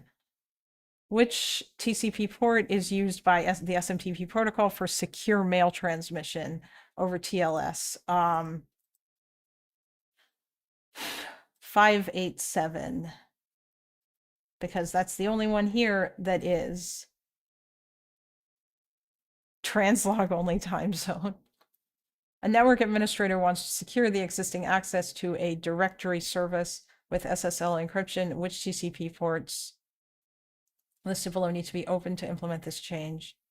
To a director. Oh, so that's like whatever the LDAP one is. I'm just guessing now. I need to memorize all of these things. So the following services runs on TCP port 1433. Damn, that's getting high. I don't know. I don't know.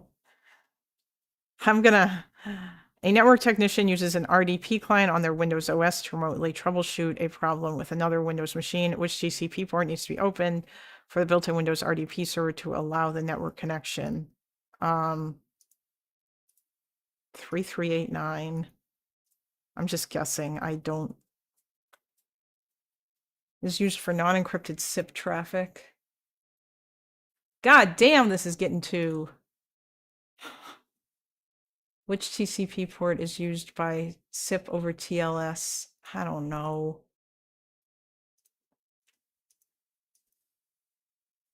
Wait, what? I got so many of these wrong.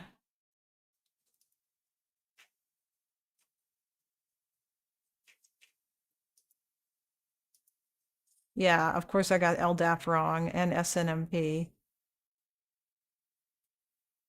61%. Yeah, so I need to do better with this.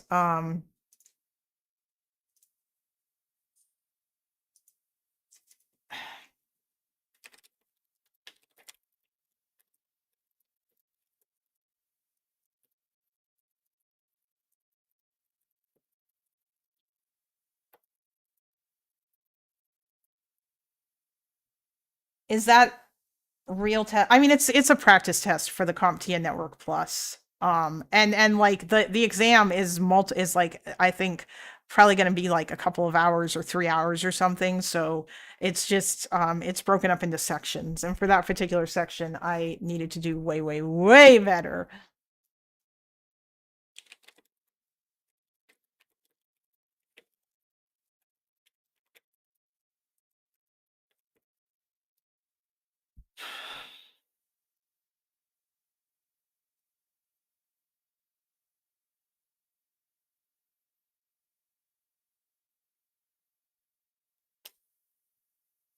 What you trying to do with the cert? I just wanna use it to plug some holes in my knowledge, because networking has never been my strong suit, and because I think that it would be good on a resume in order to get a job, to get a better job than what I can get right now. I also want to take the Security Plus certification, or not Security Plus, sorry, Server Plus, so that I can get more experience with servers, both Windows and Linux, so that I could actually say that, you know, yeah.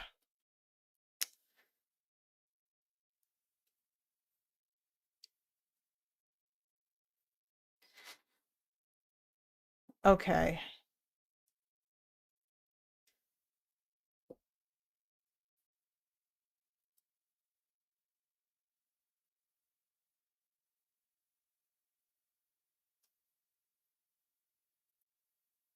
I think that's good enough. Thanks, ChatGPT. What was your major before? Oh, I have a history major. I have an honors history degree, and yeah, that's what I studied. I've got a Bachelor of Arts in history. I did not go to school for tech. Everything that I have is self-taught. I grew up around computers, and my dad was making sure like that me and my brother knew stuff about computers, and like when I was a kid, my brother and I put our allowances into a jar until we could afford to buy a new computer, to upgrade our old computer. And then like we were building our own computers later on, and I started learning about that. And then I started using Linux in 2006, which taught me even more about computers and stuff. And yeah, I just know a bunch of shit about computers. So that's kind of like where that came from. I didn't study it in school or anything, but yeah, it's just fun. Isn't the CompTIA gotta be at least $200 or so for the test? Yeah, it is. My dad said he would pay for it. My dad, he worked at a nuclear power plant, so he's got cash dollars. But I mean, even if he weren't to pay for it, I could pay for it, because I've got a bunch of money saved, which is why I'm gonna be okay for a little while before I like have to, you know, get a job, and I can still keep this apartment stuff. Bro, is that true? No. Nah. Listen, the nuclear power plants in Canada are way better than Chernobyl. Kalinda's dad is pirate software confirmed. Absolutely not. That guy is I don't know what that guy's deal is. My dad's a cool dude, though. Okay.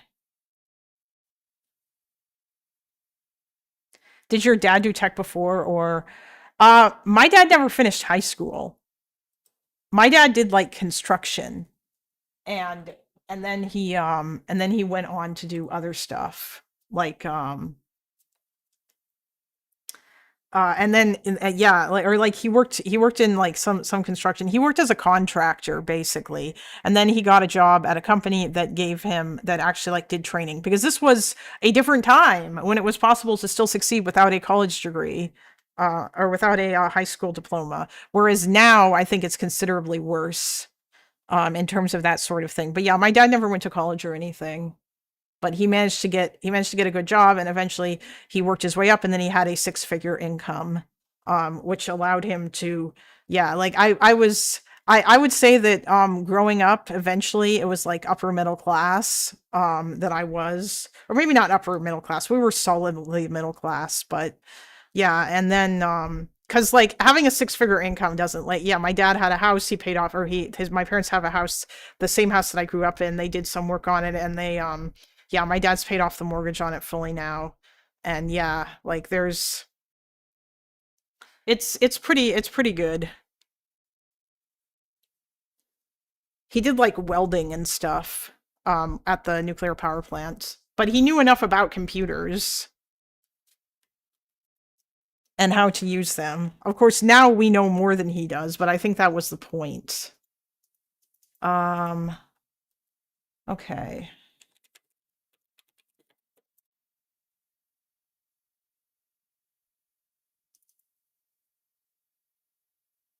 Do you ever pull up to the power plant? I've been there once when they were still doing Take Your Kids to Work Day, and then they stopped doing that. I have not been there. I actually applied to get it for a job there a while ago, but I never heard back. I think working there would actually be incredibly cool because that it is it's one of those if you get a job like to work there, you're set for life kind of things because that they're very good to their workers and like they're unionized and yeah. And I think it would be neat to work at a nuclear power plant because I am nuclear power pilled. Okay, nuclear power is based. Just don't cut corners and it's fine. Uh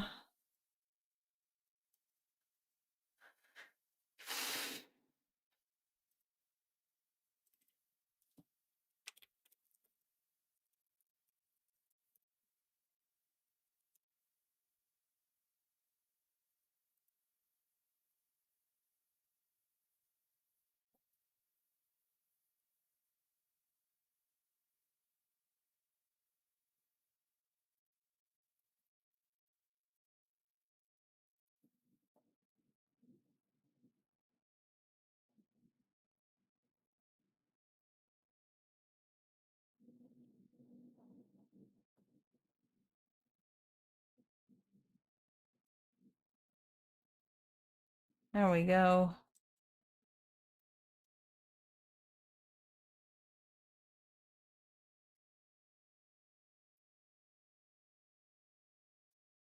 I don't know why I didn't think you were in school, Spider.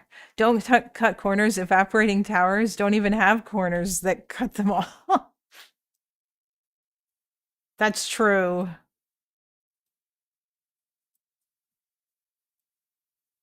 I guess just like understand that nuclear power is a powerful tool that needs to be well taken care of. And if it's not, then bad things can happen. But it's not inherently bad and it's generally very safe as long as you care about that. Which, you know, the Soviet Union did not care enough about that. And they were not open and honest enough about it. I watched the Chernobyl HBO miniseries and then I spent like I guess like 2 weeks doing like a history deep dive reading about it. Although unfortunately a lot of the scientific stuff kind of went over my head, which made me sad. But yeah.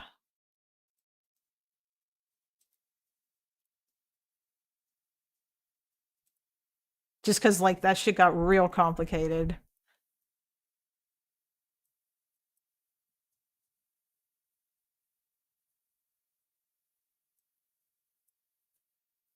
The Soviets didn't care a lot about most things. Well, yeah, I mean they cared about their perception. They cared about how they looked around the world. That was something that they cared about.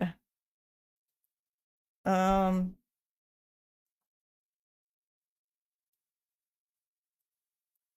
NTP is 123. Goddamn, I'm gonna have to memorize all of these, and it's gonna be so annoying. So port 20/21. FTP. Oh, FTP only uses TCP. DNS uses 53. Or DNS is both. Everything here. Oh, TFTP uses UDP. 67/68 is DHCP. 67 is the server, 68 is the client. Oh boy.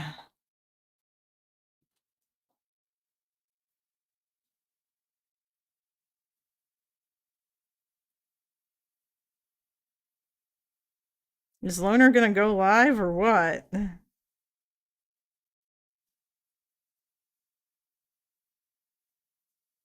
I still don't know how to raid people, even though like there's not that many of you guys here right now because it's really early in the morning, but you know. Figured it's fun to just kind of get used to streaming. I don't want to do physics or science just to transfer to a 4-year. So I was like, I'm gonna just lock in and get my AND, then focus on my associate's degree. Oh, hey, Chase. You're awake. On my associate's degree, and then get a computer networking management. Oh, cool. Oh, you mean from Cisco, Spider? Is that what you're talking about? Computer networking management from Cisco? Yeah, no, Chase, I just was up early in the morning and I was trying to fix my gaming stuff, and so I decided to do a stream to see whether or not it worked. And the answer that I came away with, which was Sev was correct, and I need to upgrade my computer if I want to do gaming stuff. And so I was like, fine, I'll do that then. Eventually. I mean, it doesn't really matter that much anyway.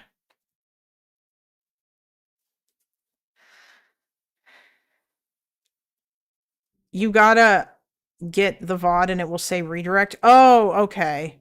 So I just have to go to whoever's stream, and the person gotta be live though. Yeah, of course. Yeah, of course. And I'm assuming it can't be scheduled. Just don't tell Sev he was right. Unfortunately, I already did.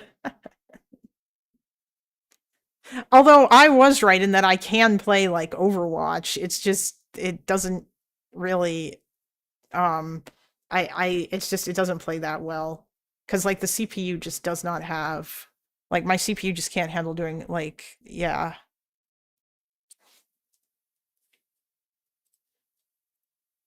It can't handle that. Which I don't entirely understand, but I mean whatever. Or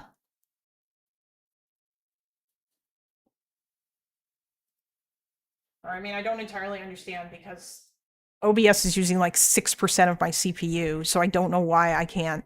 But I actually, it's probably because that in the Windows Virtual Machine, it is OBS is also running and it has to output that too, and that's too much. Like if I was just playing video games while I streamed and I wasn't like streaming it to you guys, then it probably wouldn't matter. Yeah, Lonerbox is not live right now.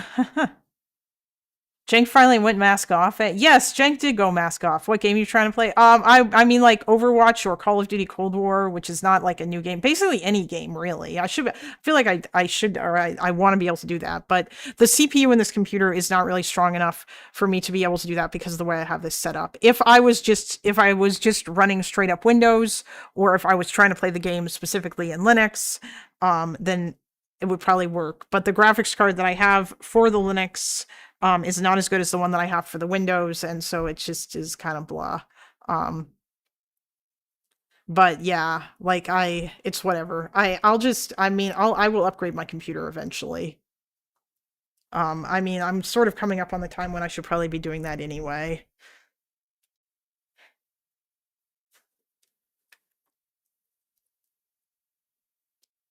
But yeah, Chase, I might be talking to Ogre Boy tonight about Israel Palestine.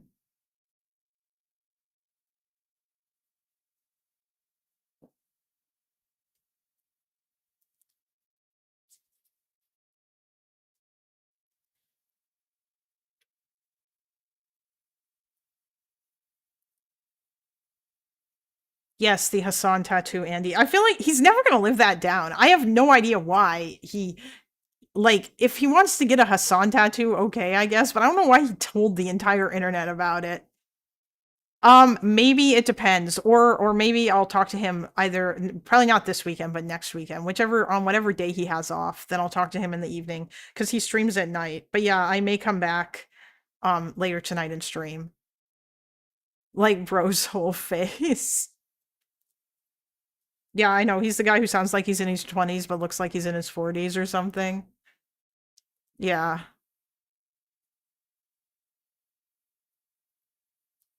Um,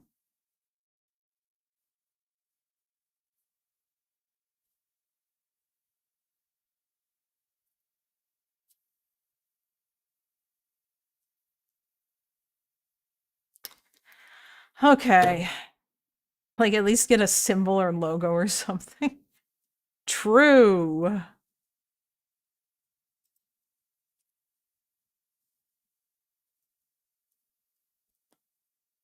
Girl, we need to get you Discord emotes. You're right, Maruzzi. You're right. It's funny because, like, I see Discord emotes in other people's Discords, but there's no option to add them to my Discord, which I guess is fair because you don't want to be emote stealing. But yeah, like, that's like if I got an LB face tattoo on my arm. Yeah, exactly. Um, I mean, Spider, did you make the Dean Withers gaped emote? Because I can add that to my Discord.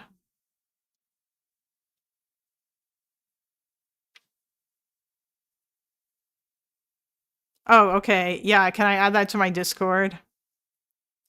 If anyone gets an LV tattoo, I will forever laugh at you. Sure, okay, thank you. I think I have it on my computer, actually, because I was the one who added it to Lonercord. You can add your K to... Yeah, you're right, I can add that. That's true. I can. Actually, I can add that right now.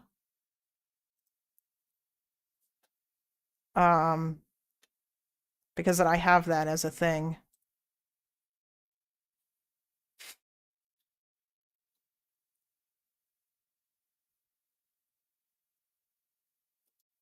Wait, is there...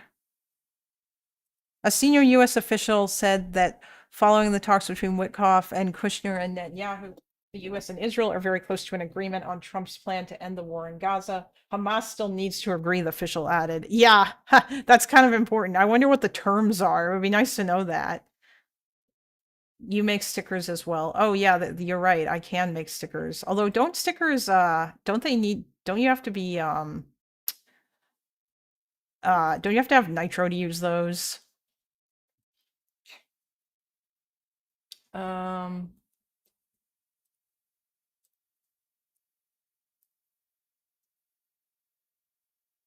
Oh yeah, you get 5 sticker spots if someone boosts the server. I don't have nitro, otherwise I would. Or like I have nitro, but I have the old nitro, so it's kind of eh. Um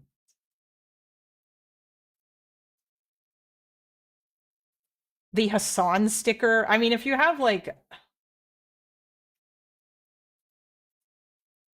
you should make one for that guy doesn't exist too if you're gonna share the server. Yeah, I know I should. He only has like paint, so but I mean I feel like his branding is something that he would have to figure out or that he would have to talk to me about. And I'm not really a designer. I just opened up Photoshop and messed around.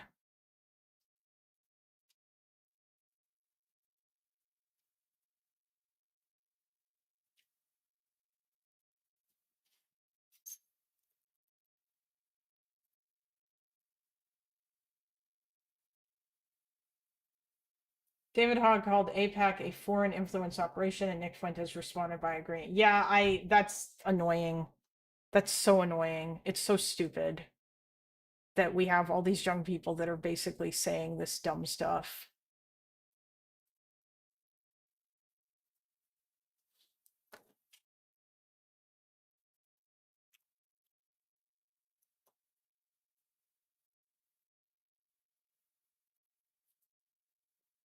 Um,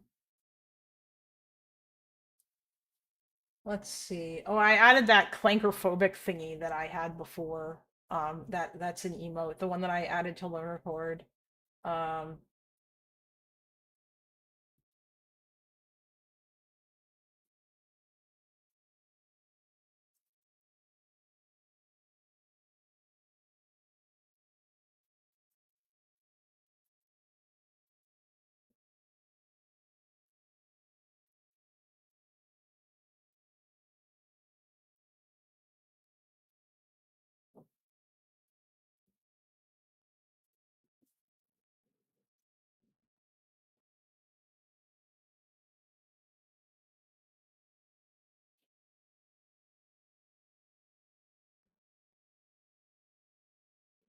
yeah, I don't know what else I could add.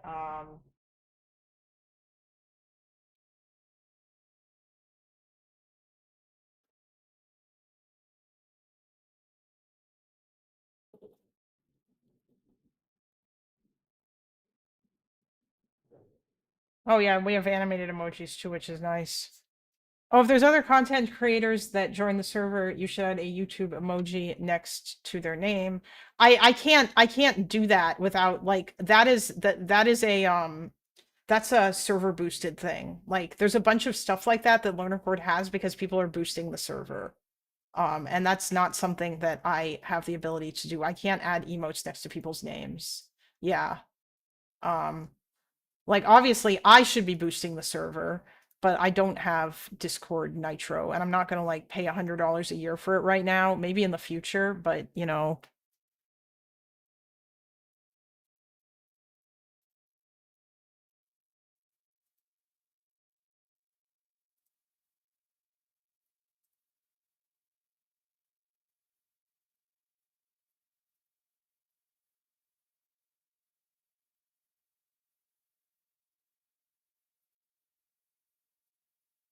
Yeah, I can't add the Hassan sticker. Yes, yeah, rich Andes, I know, right? Everybody is like so rich.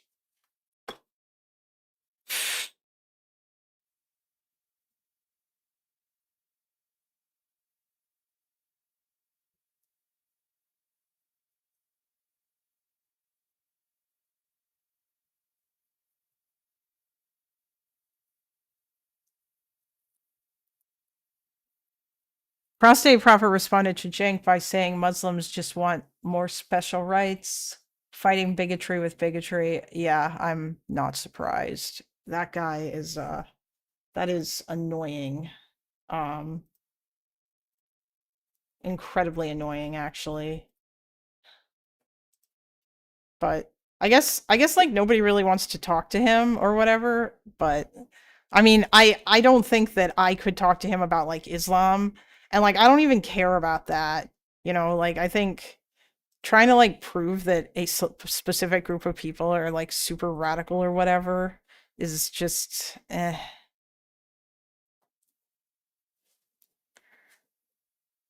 based on their religion when that's not generally usually the case. It's not usually because of the religion. It's because people use religion in order to like push certain agendas. And it's very cringe and very stupid. I don't even think Destiny wants to talk to him anymore. I mean, I haven't seen I don't know where his like I only remember he used to have perms to come in Destiny's Discord a bazillion years ago. And I recall that he would do that sometimes because obviously he's very pro-Israel, but I don't know if he still does. And for all I know, he's one of the same people who disowned Destiny and left, which you know what, fair. I have no idea though. I have no idea if he still talks to him or anything really.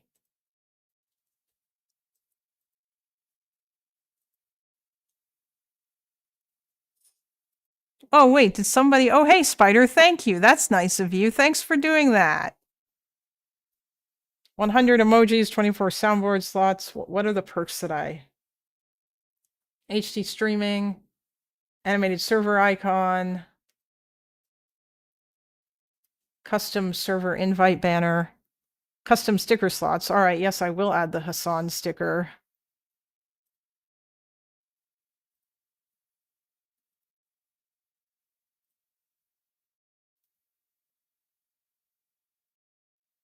Oh, you'll have to send me the Hassan sticker. He used to be more normal, but Gaza destroyed his sanity. Now he's literally a mega great replacement believer.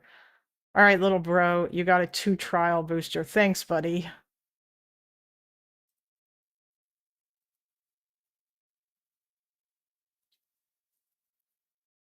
Um,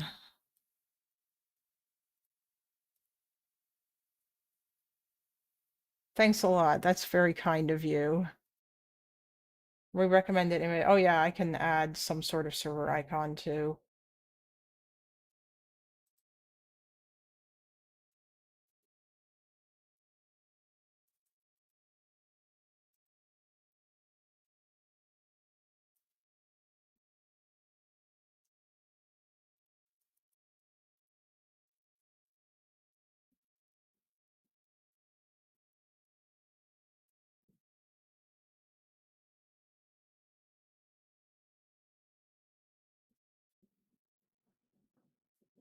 Okay. I don't think that I feel like the box isn't gonna go live right now. I don't know what he's doing and why he isn't.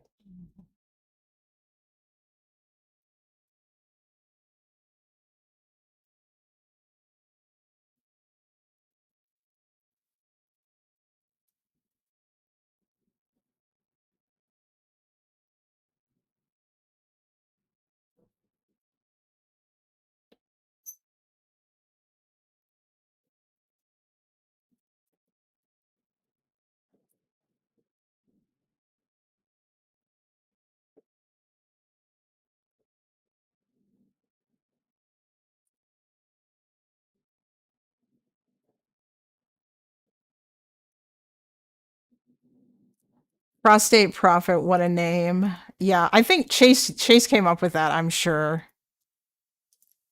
Yeah, I don't even Chase, if there's something that you want me to react to, because I know you always find something, you can always throw it in the thing.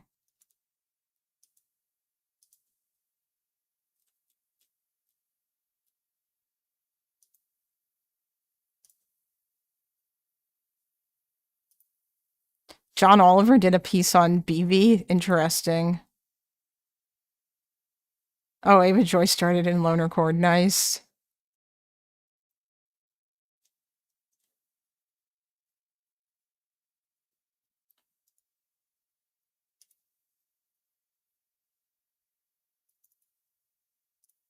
What is going on here?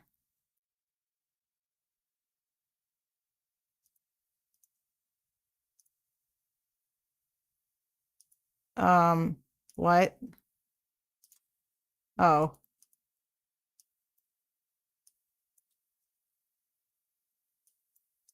The H3 podcast has decided to return to posting on TikTok. I'm well aware that I am not a perfect activist. I've made a lot of mistakes.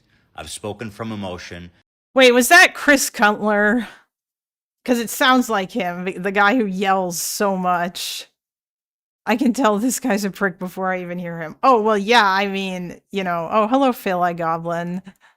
And I've at times lashed out. I've rashly said things that were incorrect, but I've always strived to learn and to correct myself. But have I consistently spoken against the violent subjugation of the Palestinian people? Yes. This Instagram post is from May 15th, 2021. This is a post from 14 years ago on a forgotten Reddit account. I don't agree with Israeli Zionism or West Bank settlements. That's from 14 years ago. Oh, hey, it's the pedo troll account. Why does Ethan think this will help? I mean, he does it. Like, you know what they're gonna say? They're gonna say that, yeah, but you haven't spoken about it lately. You haven't spoken about it since the genocide started. You haven't. All you've done is attack pro-Palestinian content creators. And in this case, pro-Palestinian actually just means pro-Hamas because like those are the people in particular that he's singling out. Chris knows that or that they're singling out. Hating me is a booming industry and he's reaped the benefits of it. Every negative TikTok he makes about me is reshared by Hassan Piker and Taylor Lorenz. And the only time Hassan ever invited him on his broadcast was to talk about me. I actually scrolled Chris's entire feed, and the only time Hassan ever shares his videos is when he's talking about me, which is a shame because Chris makes a lot of really good pro-Palestinian content. Really, does he? Does he make good pro-Palestinian content? I mean, I'm sure that there are probably like some good things that he says about it, but for the most part, he just seems like a really dumb, like sort of person that says a lot of the same crap that people like Bad and Panada say. I mean, Chris unironically thought like doesn't think Bad and Panada is a bad dude. I believe that he even made that argument to Loner. Like he won't even denounce him. And not to mention that on his YouTube channel, his top 3 most popular posts are all about me. So of course, Chris is not looking to change his mind on me, as he has a vested interest in I don't like sharing an island with these folks. Yeah, I completely understand. He promotes Epstein conspiracy theory. Yeah, he probably does. Oh, you mean the ones about Epstein being Jewish? Is he like one of those people that says like that BS about how it's basically been all but confirmed that Epstein was a Mossad op when that's not true? The evidence for Epstein being a Mossad op is literally all just a bunch of "isn't it weird that," which is the same thing that every conspiracy theory relies on. There's no like solid evidence for it. It's just weird association stuff. me remaining a cartoonishly evil, one-dimensional Zionist. Chris is a valuable and effective voice in advocating for Palestinian freedom. No, he's not. He absolutely is not. Anybody who is like pro Hamas, and I'm willing to bet that Chris is, I haven't dug that much into his content, but if he's like on the side of Hassan and Bad and Panada, then I don't see why he would be. He thought there were special emails between Epstein and an Israeli PM.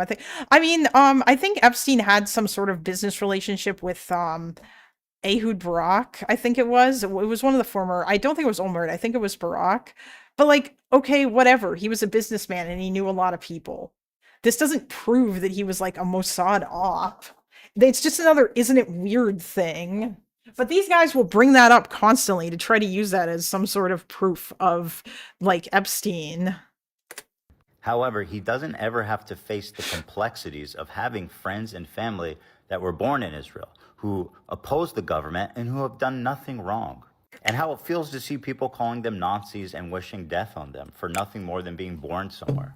Yep, there it is, Ethan. You've hit the nail on the head. As long as you have that, as long as you talk about it, as long as you speak out against it, as long as you think that Israelis should be treated like human beings, these people are going to hate you, and nothing you say will matter. Is their suffering more important than the Palestinians? No, obviously not. But as someone that is a dual citizen who spent a lot of time in Israel and has Israeli family, of course, I'm going to be more sensitive to this issue, despite me caring very much about Palestinian people. This is about civilians. I share a deep sympathy for the Palestinian people. Their suffering, their displacement, and their struggle for dignity are real and deserve urgent recognition. Has my activism been perfect? Of course not. Not good enough, Ethan. You support 2 states. Not even close. Are there things that I wish I said differently or not at all? Yes. But to support that I'm some mouthpiece for Israeli propaganda is completely false, and it's totally unsupported. No, you think Israel has a right to continue to exist as a Jewish state. Therefore, you're evil, Ethan. You don't understand. There is no point in trying to appeal to these people. They will never be okay with you. I'm not pro-Israel, and I never have been. I've always been pro-civilians. And you won't find any evidence to the contrary, no matter how hard Chris tries to convince you that I'm lying. Actually, you know what? That is a good way to put it. I'm pro-civilians. I'm pro-Israelis and Palestinians being able to live peacefully in their own, in each of their own states. I think that my characterization. Okay. Jeez. Damn. No nuance in a genocide. Yeah, exactly. It's all just dumb. It's because they think it's a genocide, and they use that as a thought-terminating cliche to ensure that you can't talk about anything. It's incredibly stupid, and I hate it so much. God, I hate it. One. I'm not gonna subject myself to that right now. Should I make a TikTok? If I can figure out a way to be able to talk on TikTok on my phone and have the audio come through on the computer, so I'm not just having the stream being played through on the computer and then having it crash constantly because TikTok is terrible, then you know what? Maybe I will try to make a TikTok to see if I can debate with people. Like, I just want to go on people's streams and debate rather than, yeah. Teuton repeated that word for word in his debate for you. What? Oh, no nuance in a genocide? Yeah, he did. But that's because Teuton's like a talking point machine.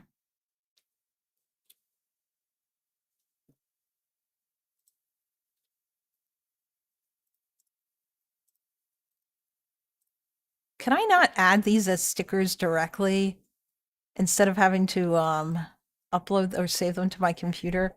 Bring in Carlbot. Yes, Avi, I will bring Carlbot.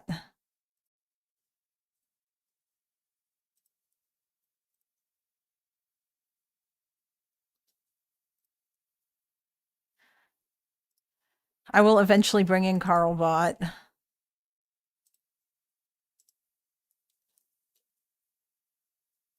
I'll add these things as stickers as well. And make me a mod. I am not making you a mod, Avi.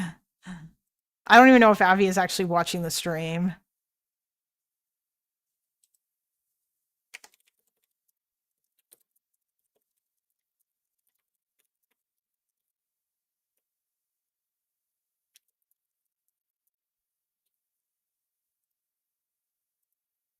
Make me a mod like type shit. I'm not making you a mod either, Spider. I go in just on time to hear you say you won't make me a mod, and I'm heartbroken. Listen, I'm sorry, but no. I am not making you a mod.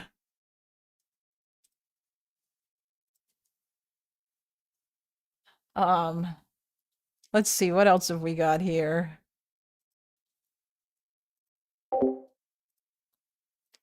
Any more information on the Michigan church shooting yesterday? What oh, do you mean the one where the church was burned down, the LDS one? Low key, I can give Lonerbox $1 million and bro won't make me a mod. Well, no, of course not.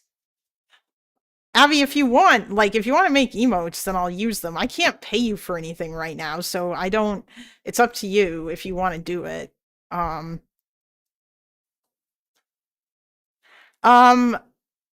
So like it was a Mormon church shooting, or like it was a Mormon church that was shot up, and the guy who did it was a MAGA supporter. Well, yeah, of course David doesn't have perms in Loner Court. I completely understand why he wouldn't have perms. Because you know, because I feel like he would probably want to jump in anytime Loner was debating anyone, because he's very because he's a backseat debater. I mean, isn't the answer obvious, Spider? It's clearly because he's Jewish. I think it's because that there's not anything particular, or that there's not like anything, like he's not like contributing anything, or like he doesn't, or like I think he does contribute stuff, but I think it's because like he's not like some kind of special voice or whatever. Like I think that he can contribute content, and I think that it's I think he's good at like I think when he and Sev argue, it's funny, and like that can be entertaining. Anti-Mormon Protestant possible, maybe. I don't know, but like I mean, obviously, of course, these like the right is gonna like continuously lie about this guy, but it seems like he was like a huge Trump supporter. There were pictures where he went hunting and where he has like a Trump 2024 thingy like attached to like his hunting outfit, and I think he had like Trump stickers on his truck. Yeah, he's very, yeah. The shooter was like a Trump dude. I don't know what I think he was a veteran as well. So maybe he just lost it. Maybe he had like some sort of like psychotic episode or something. I don't know. Maybe he was suffering from really bad PTSD. It was probably a mental health thing. I mean, low key, the only contribution is IP or American Jewish perspectives. Same thing with Sev as a Palestinian perspective. Me, I just ask normie baseline questions. I mean, yeah, obviously that is a contribution that that they have, but I think Sev offers a unique perspective because he lives in the region, and so like Loner obviously has gotten a lot of like Arab people who live in or used to live in the region basically have perms to come in the Discord. David only wants to talk about Hassan and Mamdani. I don't know. I don't think, no, Dan only wants to talk about Hassan. David definitely wants to talk about Mamdani a lot. But yeah, like for the win, FTW, Spider for the win. He's complimenting you. Take the compliment, Spider. Oh, hey, Loner's gonna be live in 30 minutes. Cool.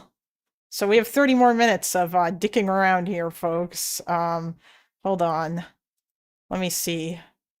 Hey, Chase, link me some Majority Report slop that I can get super, super rageful at. Go ahead. Or like something Show me, yeah, link me that stuff about Emma going mask off or whatever, because I know that you watch all of these people.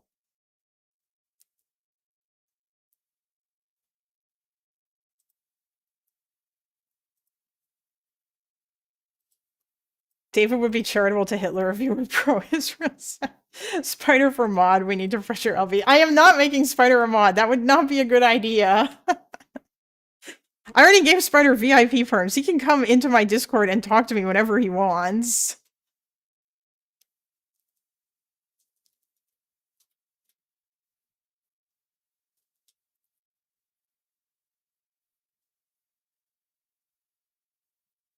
But I think he's getting ready for a test now, so he's not going to come in and yell at me.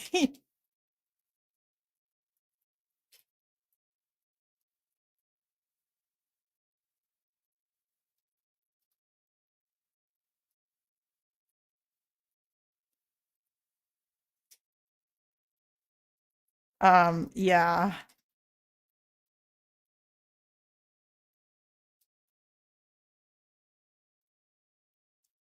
Oh boy, here we go.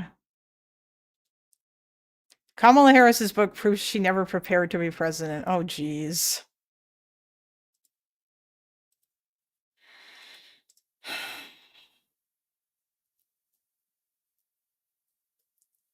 $16. Okay. Speaking of all this, is a good segue into your piece on Kamala Harris's book has come out, and in fact, I have it right here. For my sins, I have actually read it and have a review up in the Nation. But I wouldn't ever encourage anyone to read this Who is this person? entire book. But I actually do think the first 50 pages gives you enough. Can you photocopy them for me? I will get them to you. But I mean, I think actually in some ways this book is a vindication of a lot of the stuff that the show has been saying, and I've been saying on the show. Like as we said, like Kamala Harris needs to separate herself out from Joe Biden, and that Gaza is a huge drag, and not speaking out on Gaza is a huge problem. And I think Kamala Harris basically like admits to all this. She basically says like that Joe Biden was not able to show the same sort of empathy for Palestinians that he had for Ukrainians. And like one can sort of think of like, well, why would that be? What? Okay. I listen, this is not the same. Israel Palestine is way more complicated than Ukraine. It's very easy to show sympathy for Ukrainians. Now, should Biden have shown sympathy for Palestinians? Yeah, of course. But I feel like he kind of did he not? I mean, like he spoke out about how bad, how far Israel went in their right-wing government. No, his name is Jeet here, apparently. And yes, why would that be? Yes, why indeed? I really do wonder. Pepe. To use like that meme from DGG where people they've been doing this for years, by the way, long before the allegations, where anytime anybody is talking about like anything Nazi or that could be Nazi connected, everybody will spam the Pepe emote, which I think is very funny. Russia/Ukraine is black and white. Israel Palestine is perfect. Yeah, exactly. Like Russia and Ukraine is like, seriously, there are not that many instances in history where things are not shades of gray, and that is one of the few instances. That and like World War II.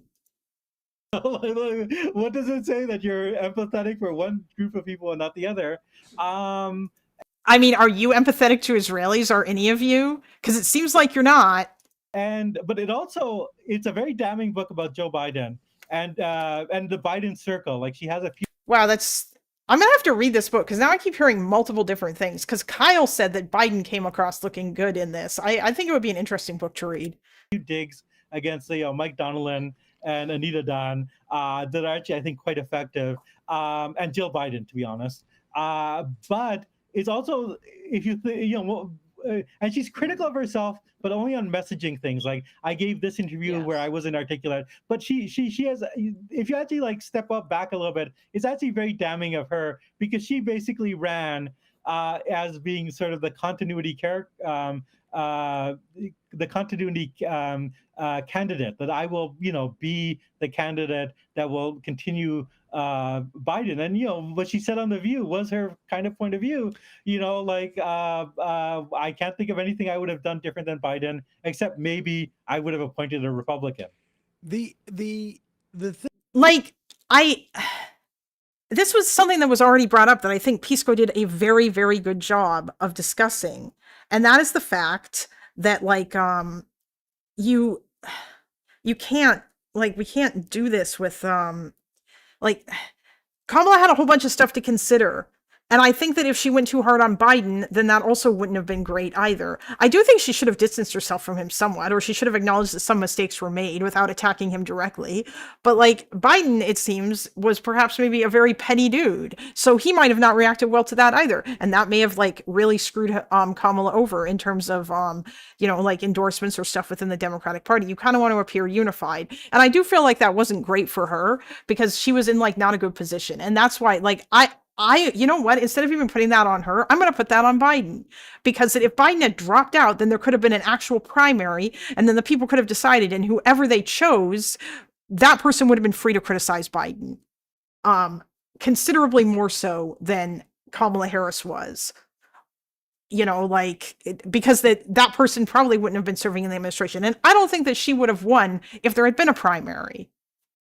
Like, I imagine it would have been someone else. I don't know who. Maybe Gavin Newsom, which I think would have been a pretty good choice.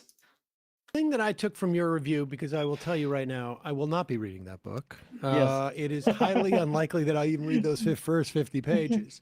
Yes. Wow, thanks, Sam. The idea of, like, I believe hello. all the things that, the Biden people were bad, but if 107 days and the pressure of a campaign, you cannot figure out that this is a bad idea to not distance myself from him in this environment, I think you are not qualified to be president of the United States. You are not qualified to be president. This is also incredibly frustrating because so much of the hate for Biden was just vibes. It was just stupid vibes. Like, this notion that the economy was doing poorly was vibes. All of this stuff. Yes, inflation was a thing, and yes, it wasn't great, but it wasn't like, I don't know. It was just stupid. It was so stupid. It was just so much. People thought this because the media told them to think this. Or I guess, like, I also liked Loner's thought on it that everybody was everyone thought everything was more expensive because that they ordered way too much Uber Eats and DoorDash, which is very amusing to me. Inflation was a thing, but Biden had brought down the inflation. But there was this weird notion that the economy was melting. And then, like, let's not even get into, like, Gaza or whatever, which was just, that whole thing was just stupid. To be the most important political leader of a political party. That's just the way it goes. Like, however, obviously, we can't say that.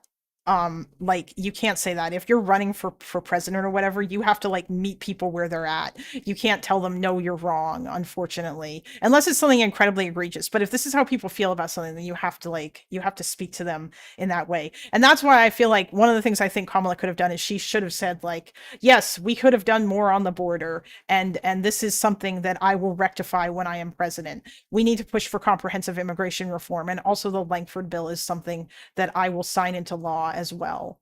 And I think that would have been a good message for her to have, rather than saying that they did nothing wrong or acting like it was fine when a lot of Americans didn't think it was fine, even though I don't think that it's as bad as everybody said. And I think it's silly to say that it was, and you're playing into Republicans' hands. But unfortunately, the Democrats messaged poorly on that, and they lost that fight in terms of, but that doesn't mean that they can't use that energy to try to push for something that would have been good, because I don't think that most Americans support, like, blanket mass deportations of, like, illegal immigrants who never did anything. But obviously, I think everybody can say, yes, I support deporting criminals or, like, immigrants who are violent illegals, Just to make it clear, not having empathy for Palestinians means not having empathy for Hamas. Yeah, for a lot of these people, that is what it means. And they won't extend the same empathy to Israelis.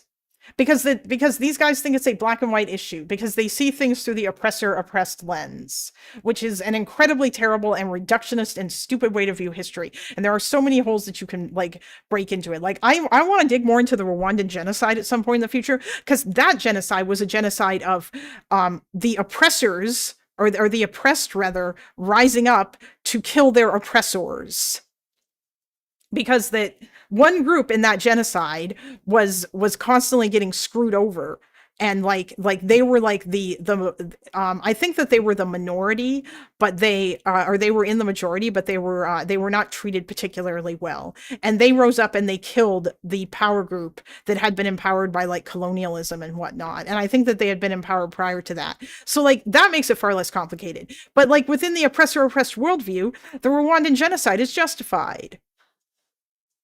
Yeah, so Professor yeah, like I think that Loner mentioned that. I might be wrong about that. But I think that that was one of the ones. There's definitely been other instances of that too. Like I think the Haitian Revolution was an instance where the slaves rose up and they had a revolution and they killed a bunch of white people. Like I don't even think it was just like white slave owners, but like white people just in general, which was not good. Oh yeah, Rhodesia, that was something that happened there too. Like Robert Mugabe was terrible. I mean, it's not like like Rhodesia wasn't good, but Rhodesia was not apartheid. Or like it wasn't as bad as apartheid. They had like an apartheid light system, you know. But like that was also complicated. So yeah, like all of this, so it's just stupid to just like try to claim that you know, the Palestinians are oppressed, therefore they can do no wrong. It's an incredibly stupid black and white reductionist worldview, and it's such a dumb way to view history, because 9 times out of 10 history is way more complicated than that. It's not as simple as that, or even when it is, the quote unquote good guys still can do bad stuff, and you have to recognize that, and you don't if you whitewash them. Haiti gave Frenchies an ultimatum of either marrying into black families or being executed. Oof. I mean, it's silly that they didn't, that they wouldn't say yes to that, but also at the same time, that's kind of, oh yeah, Polish soldiers got honored as white allies, you know, or like the Eastern Europe got screwed over a lot by the Soviets. And like, but today, like tankies will get totally angry and super mad at like the fact that some people in Eastern Europe were like willing to like turn to the Nazis for help, which I mean, yeah, obviously that's not good. However, I feel like there is no understanding of like why they might have done that. And that kind of makes things a little bit more complicated because they were constantly getting screwed over under the Soviets. I think initially when the Nazis came in, they were actually welcomed as liberators by a lot of the people there. And this, of course, quickly changed because the Nazis were worse than Stalin. And I mean, I feel like that's saying something. Like they could have had a bunch of goodwill, but they didn't because the Nazis viewed them as inferior. I'm probably reducing it quite a bit, but apparently a lot of Haitian soldiers hated carrying out this shit post-revolution too because it's psychotic. Yeah, I mean, I'm not like super aware. If I get any of this wrong, like obviously people will tell me in the comments, which I do want to know, you know, because like I'm speaking off the cuff and I want to like learn about things and whatnot. But it's just all I'm saying is that it's dumb. It's really, really dumb. Okay. You know, part of this stuff is a test. And if you cannot tell, and the thing is, they knew too. Like, it's not like this Gaza stuff was a surprise. I saw a little segment where, you know, part of the reason why she didn't pick Shapiro was she felt that he might be too controversial because of that. But we also know that campaigners. Oh yeah, saying Israel is modern day Rhodesia, that's insanely ridiculous. I actually, at some point I should have SDA on to talk about Rhodesia, although I feel like the way that he talks about it might be viewed controversially by some people, but he knows like a whole bunch about that, because like he spent a bunch of time reading primary sources on it and stuff, and yeah, like he knows stuff about apartheid too, as well. Enough. Like apartheid was really, really bad. It was like worse. Anybody who says that Israel Palestine today is like or that Israel is like apartheid South Africa, like that's so stupid. The West Bank is an apartheid-like system in the sense that they have that, and it's certainly a lot closer to that. But anybody who's trying to say that like and like apartheid was just, it was so bad, like the extrajudicial killings, or like the way that they like would push people out into bantustans and then they would just shoot them if they wouldn't go, and like, yeah, there was some crazy stuff that went on there with regards to that. So all roads lead back to Israel Palestine. Also, do I hear a fire alarm chirp? Not here, you don't. You must be having that. It's too early in the morning for them to be doing that here. I mean, yeah, I don't hear a fire alarm chirp. You know, it's, you know, just, yeah. Obama. I need to get more sounds. I've just got some of the, Base? yeah. You genocidal scumbag. Shapiro used to be more radical in college, but since he's since renounced his more extreme. Are you talking about Josh Shapiro or Ben? I assume you're talking about Josh Shapiro. Okay. Like canvassers and stuff like this were told we're no longer registering what people say about Gaza in our files because they didn't want to know. That's probably because that some people were being stupid about Gaza. Although I don't know if that's true. I very much doubt that that is in any way part of the thing. Oh, hey, Loner is live. I'm gonna wait until he's actually properly started, and then I'm gonna raid into him, because he has his intro. But I really like his new intro screen. It looks really nice. Look at him. Look at that. Look at that, you guys. Isn't that cool? That's neat. I think that's really nice looking. Okay. All right. And Yeah. this is just incompetence. You know, it's like whatever her No, politics no. are, there's incompetence here. I mean, there's incompetence, but I think there is a larger. I just want to say that yeah, maybe Kamala could have like said stuff about Gaza a little bit differently or made herself clearer, but nothing that she ever said would have ever been good enough for these people. Politics, and it really comes through in the book with this word that she keeps using, loyalty. You know, like, I have to be loyal to Joe Biden. You know, it's the job of the vice president to show loyalty, and it actually there's a further twist on this, which is that Biden himself was loyal to Benjamin Netanyahu, which is also a misplaced loyalty. What? Biden was loyal to, oh, did you hear the chirp? Maybe there is a chirp. Maybe I am missing out. Maybe I'm not hearing it because these things. Biden was loyal to Benjamin Netanyahu. Are you serious? Are you joking? None of these people read Bob Woodward's book, and I feel like I'm willing to bet that when that came out, none of them had anything to say about it. Like, Chase, you can totally explain to me if you think that's true or not. I would be genuinely curious, or like if you have any evidence to the contrary, because I know you watch these people. And I might start watching them too, but like I feel like there's more that if I'm gonna watch certain things, my time is better spent watching certain other things. But I don't remember hearing from them on this. Yeah, like I feel like nobody really talked about that war book. Yeah, okay. If yeah, then there was, yeah, I think I heard it too. It's just yeah. Loyalty. And he was not loyal to Kamala Harris. So what's the point? Why is it one way? Yeah, exactly. But it's but that's what they want. I mean, this is a hierarchical party, a party that is averse to democracy within its own ranks, and which demands a one-way loyalty. I mean, you know, whether people read the book or not, I mean, I think that is the message that comes through. And there's actually, no, you guys are the ones who are demanding a one-way loyalty. This is insane. This is the same group of people who is crying about like, oh, I thought vote blue no matter who when it comes to Democrats endorsing Mamdani, even though Democrats don't typically endorse Mamdani. But like, is the chirping or the majority, or is it you chirping or the majority? No, I don't know, honestly. But I think it's probably like, it might be that they're doing something with the fire alarm here. I am not sure, but I didn't receive any stuff about the fire alarm thing, so I have no idea. But yeah, like this is dumb because like these same people will like jump on the whole vote blue no matter who thing when it comes to endorsing Mamdani, but they wouldn't extend that same to their to their people. It's just very stupid. Well, mentioned this. It's kind of like, Or sorry, they would not extend that same thing to our people. So for them, it is one way. Whereas like the Democrats, I don't think that they're gonna like. It's not typical for Democrats to endorse like mayoral candidates or whatever.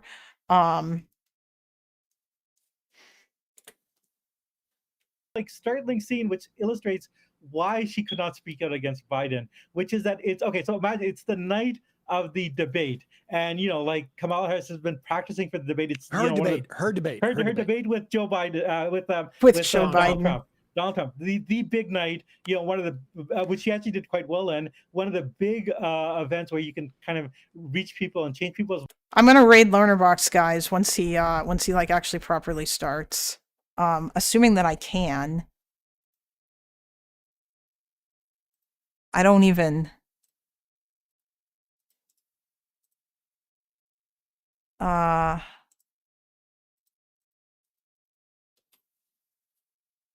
Can I raid him?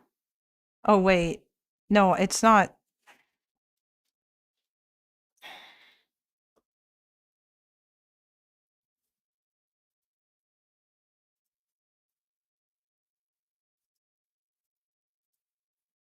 I'm just gonna. Mind, and suddenly out of the blue she gets a call from Biden, who she hadn't spoken with for a couple of weeks, and he says, hey kid, how's it going? And she says, oh, I guess he wants to cheer me up. And then he says, my brother, you're going out to Philly because my brother's out in Philly, and he's speaking to some real power brokers in Philly. Now, by the way, that phrase "power brokers in Philly" is like, are we like Robert Moses here? Like right. Are we in 1970s? So some of these power brokers are a little bit concerned that you might not respect me, and that you're not going to in the YouTube settings. You might put some distance between you and me, and your campaign might do that, and just be aware of that, right? So it's basically a veiled threat, not even a veiled threat. It's a threat, right? Like if you criticize me in any way, if you put any daylight between you and me, I have enough support within the party. I have my own people who can like really mess you up in a swing state. So she was like, this is what Emma said, like loyalty is a one-way street. You have to show loyalty to Joe Biden. And I think that like that way of organizing a party, like it cannot continue. Like we cannot. And I think Harris herself, I mean, interestingly, like she says, like I always thought I had to work within the system, and now I'm sort of seeing that doesn't, the system is breaking down. Well, and so you wrote that in your piece, and and her basically conceding, I might not be right for this. Well, I think that's hopefully, first of all, like you can see her instincts are bad. Like, why does the cover look like John Grisham? Like, one of the best things she has going for her, and I'll say that she's a beautiful woman. Put your face on the cover. Secondly, why I sometimes struggle with like putting it on her is fully, which I mean, but this book tour is making it easier. Is the kind of woman, and particularly women of color, that were elevated within the Democratic Party were elevated within an extremely narrow. It's going to be in YT settings of your evident current in the VOD. weakness that she displays in the excerpts that I've read from the book. And she was picked in many ways because she was going to be a good soldier. 100%. She was not prepared to take on a leadership role. And perhaps if she were born in a later time in her life, like there would have been, I mean, what we see, the leadership from the squad and stuff like that, that had to come from the grassroots. But for many years, the party elevated black and brown voices in many ways that wouldn't rock the boat.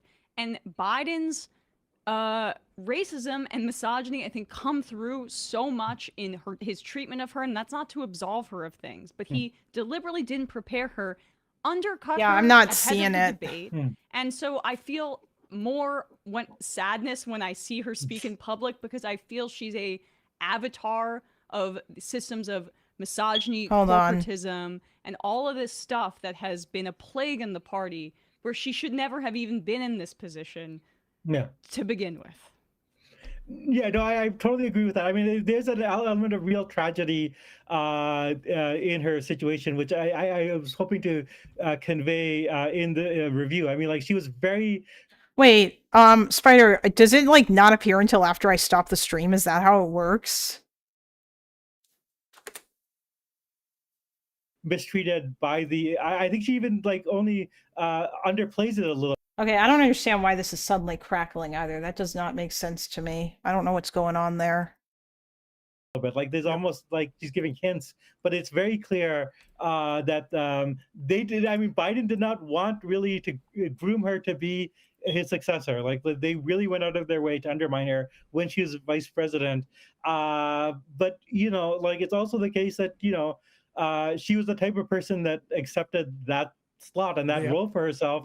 It's a chicken and egg situation. Exactly. Like like but I mean, more systematically, it is a problem with the party that like that kind of a pro system party that's very hierarchical, where loyalty is a one-way street, and where there's a real attempt to shut out any sort of party democracy. I mean, I think one thing is that she also needed Biden because they didn't want to have any mini primary. She needed that endorsement right away.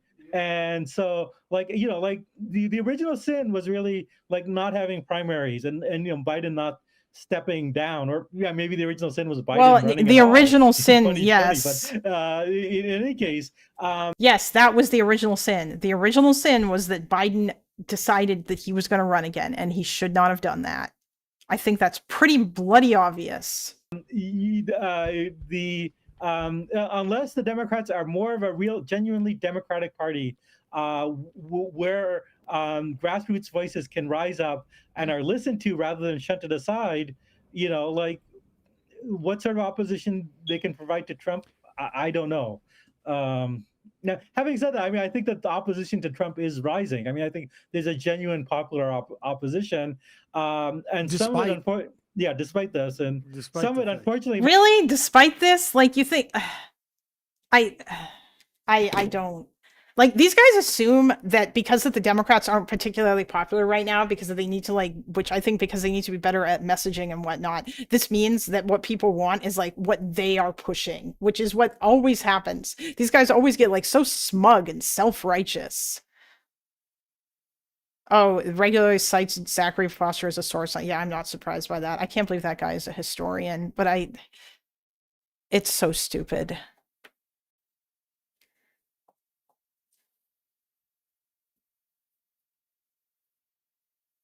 Like, this is where nuance goes to die.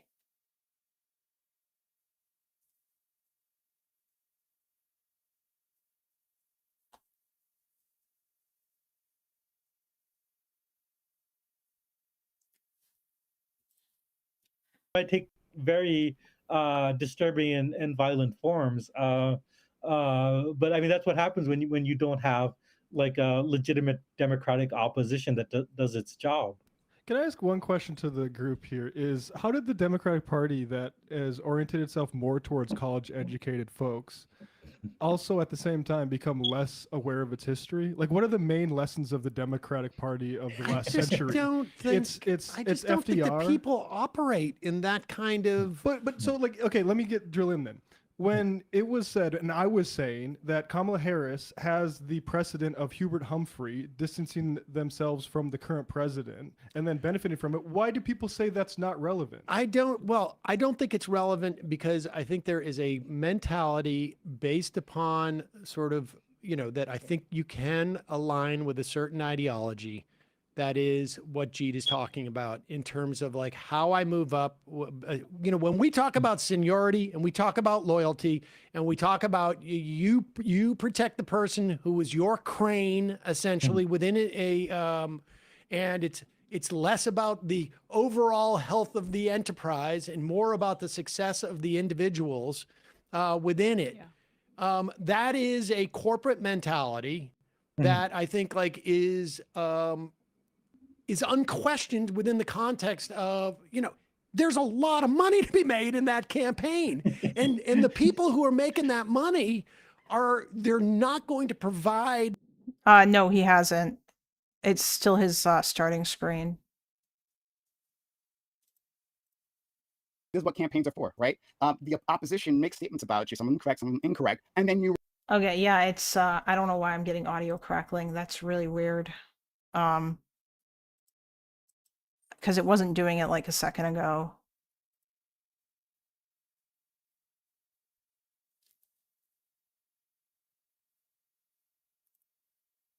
So I don't know what's going on with that.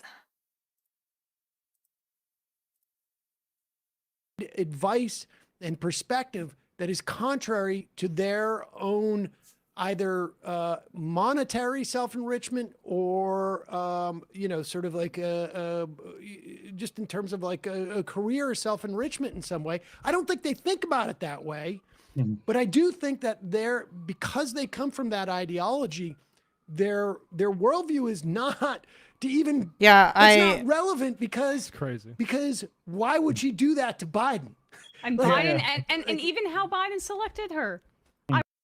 Okay, yeah, I think I'm done with this. I'm just gonna say, y'all should just go to Lonerbox because I can't figure out how to make the redirect thing work. I don't know if he needs to give me perms, but like, I do not even see anything for this. Unless I have to end the stream and then redirect. I don't know. Maybe that's what has to happen. But at any rate, guys, I hope that you all have a lovely day. And I'm sure we'll have a great stream. I'm sure Loner will have a great stream. So yeah. See you all later. Bye.